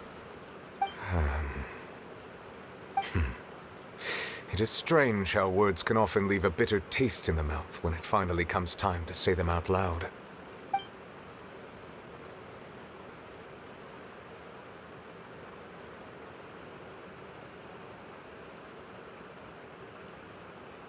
Whoa. So that's what happened? Focalors destroyed the divine throne of the Hydro Archon and restored your power to you, transforming you into a fully fledged elemental dragon sovereign. But Paimon still doesn't quite get what you did to save the Fontainians from dissolving. For me, the authority of the ancient dragons refers to absolute control over the hydro element. Fontainians were incomplete humans born of Egeria's use of the power of the primordial sea, with constitutions similar to that of mimics. But so long as those primordial energies remain within them, I could use the ancient dragon's authority to grant them true blood, after the fashion in which life was first brought into being on this planet. In other words, when I gave my verdict, Fontainians became true humans, and thus would naturally no longer be dissolved by water from the primordial sea. Focalors must have counted on you to make that decision as well. Your verdict was the key to making the prophecy appear to have come true while saving everyone. Yeah, and in a manner of speaking, Focalors finally managed to fulfill the original Hydro Archon's wish to turn Oceanids into real people too! It seems from your expressions that you still have more things you wish to ask. Ask away. I will tell you the truth as I know it. I have investigated his case along many avenues, and I have learned that he once fell into an unknown chasm when he was young. There, by chance, he awakened the All-Devouring Narwhal. But whether it be by sentiment or reason, that should not have been enough to consider him the root cause of the disaster. At most, he would have had tangential liability. As for the judgment passed by the Oratrice during the trial, whether it was due to that liability by association, or Focalors deliberately using him to buy time for us on the assumption that he would be able to hold the creature off, I cannot say. Guess Focalors had Fontainians in mind the whole time. In the end, it was thanks to her that they finally became real humans. Hang on a second. Paimon suddenly got another question. Back when Fontainians hadn't yet become real humans, were the children they had also transformed Oceanids? Life has always flowed like water. Do you recall how Fontainians would often come to the Fountain of Lucine to pray for children? Yeah! Lynette said the fountain is where all the waters in Fontaine converge. In truth, even those couples did not know that such prayers were no mere custom, but instead a form of ritual. Those Oceanids who were blessed within the spring water would later descend as new humans in the coming months. Paimon sorta gets it now.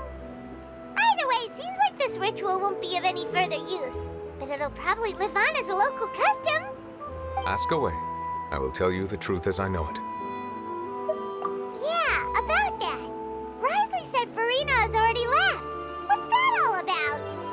Ah, Lady Furina. The people are only aware that her death sentence has not been carried out. She abdicated the post of Hydro Archon and left affairs related to that title to me, before leaving the Opera House. I related Focalors' words to her faithfully and completely. After hearing them, she seemed neither saddened nor comforted. She simply said that she was tired and needed to rest. Having said that, she then packed her things and moved out of the Opera House, not unlike how an ordinary person might. But she's still got a place to stay, right? You need not worry. I will make arrangements to ensure that she will not want for food, clothing, board, or travel. In truth, I am somewhat happy for her. The wear and tear on her spirit will, of course, take time to heal. But now that she no longer has to play the role of Focalor the Hydro Archon, she can finally lay down her burdens and lead a normal life. What about you then? What are your plans now that you've regained your full powers as the Hydro Dragon? After Focalor passed on, the Oratrice also ceased to function. This matter will directly affect our trials. After much careful consideration, I've decided to take over its role in our courts. From now on, I shall hear cases and pass verdicts by myself. Looks like you're still considering stuff from the perspective of the Udex, huh? As an elemental dragon, there are indeed many things that I must do. But this power and this duty, in a manner of speaking, you could say that both were granted to me. As such, before I attend to my other responsibilities, I must first and foremost continue to serve Fontaine as its highest judge. The duty of the Hydro Sovereign and the duty of the Udex shall coexist within my person. Additionally, the Hydro Archon's departure has brought about another problem, which is that the Opera House shall no longer produce indemnitium. That's true. That power was derived from the people's faith in the Hydro Archon, wasn't it? Wait, but the various mechs and machines in the city are all still okay. Where are they getting their energy from? As I am now, I have full command over New Musia, and it can serve as a complete substitute. Another reason why I cannot quite leave Fontaine immediately. Wow. This ancient dragon's authority stuff is really quite useful, huh? Ask away. I will tell you the truth as I know it. Oh, that's right! They say you've given it to the knave as a diplomatic gift or something! Leaving aside their intentionality, the two Fatui Harbingers have indeed done much for us during this crisis. Their sole remaining goal in Fontaine, at least at this point, would seem to be the Gnosis. The Oratrice has ceased to function. The Hydro Archon's divine throne is now no more, and I do not need the Gnosis's power. As such, it has lost all meaning for Fontaine. If the Fatui have impure designs, then we might as well accede to their request now, and avoid unnecessary conflict. What complicated considerations! Paimon thought you were just giving it to them out of gratitude to the knave and as an apology to Childe. Ask away. I will tell you the truth as I know it. You will soon be heading to Natlan, I presume.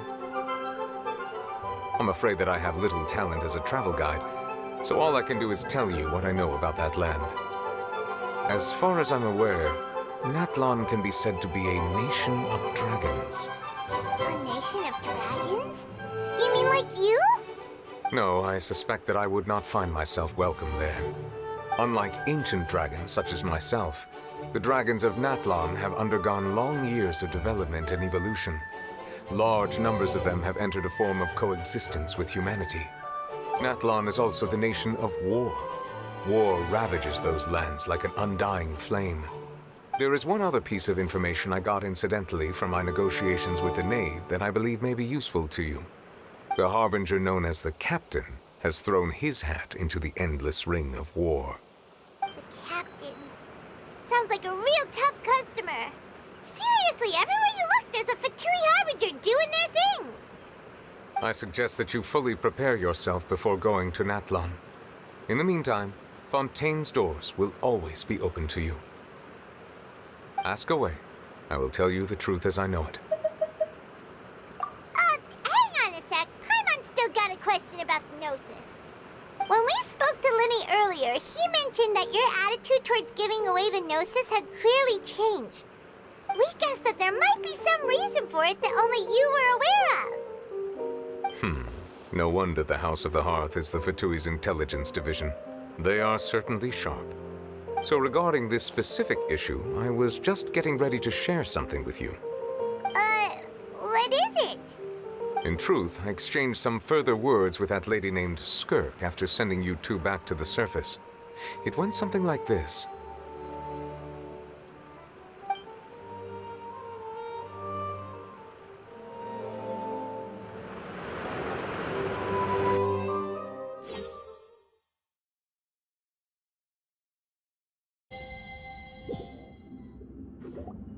Well, we're going to head topside to see what's going on. You hurry over soon as well, all right, Neuvillette? What next? The All-Devouring Narwhal isn't here. so I'm no longer getting any interference. I can finally catch the scent of your power, what it's made of. It is the authority of the planet's primordial dragons, but with something very similar to a god's curse mixed in. It's quite a novel blend. I'm sure I've encountered something like this before. What was it again? I do not know what you speak of. Ah, of course. How could I forget? You should have the remains of the third Descender on your person, yes? Remains? I've never heard of any such thing. Huh. According to your parlance, I believe it may be called a gnosis. Well, that much is true. After Focalors' divinity faded, she handed her gnosis to me. But I fear I have never heard of it described in the manner that you just did. I've been training with my master, the Foul, ever since I was young, and I have never returned to the surface since. So most of the information I possess, I got from him. It is only natural for those who are greater than humanity to possess a different sort of common sense, which is why there are so many problems in our attempts to communicate with humans. Regardless, you should probably get rid of objects of misfortune to prevent any disasters from befalling you. To live in itself is a blessing. But once a person dies, the bonds he once had with this world shall all turn to curses. What do you mean by that? No need to fret. These are just my personal thoughts, and my reason for no longer wishing to return to the surface. This third Descender you refer to, who are they? And when did they die? Master never mentioned them to me. Perhaps it just wasn't that important for me to know. If you're interested, though, I could ask him. I'll be sure to pass the answer on to you next time. Next time? You believe we will meet again? I do. Wait. I have a disciple of my own, don't I? He can be the messenger then.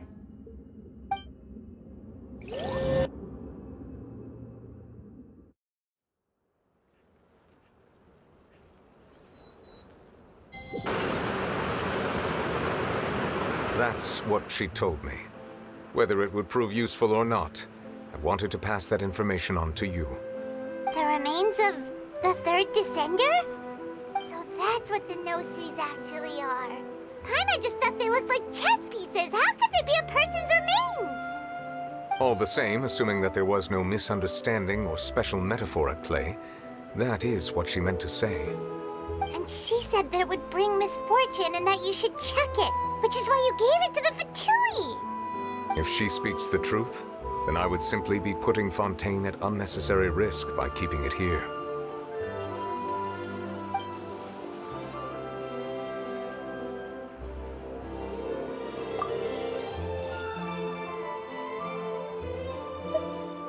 I had guessed that you might already be familiar with this concept, but I did not expect you to be one of them.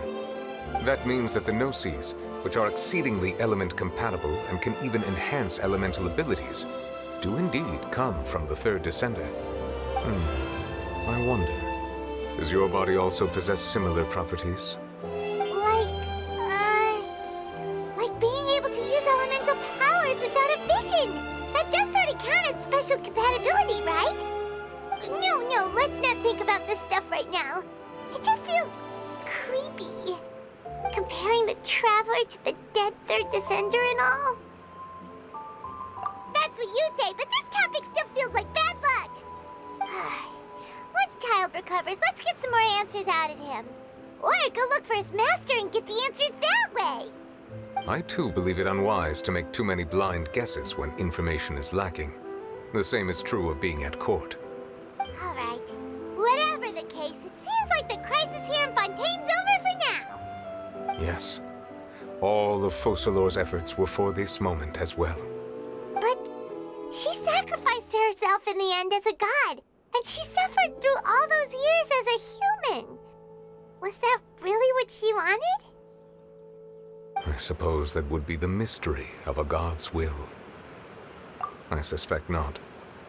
But once in a while, I too would guess that if wishes were like the clouds in the sky, they will one day return to the earth as raindrops.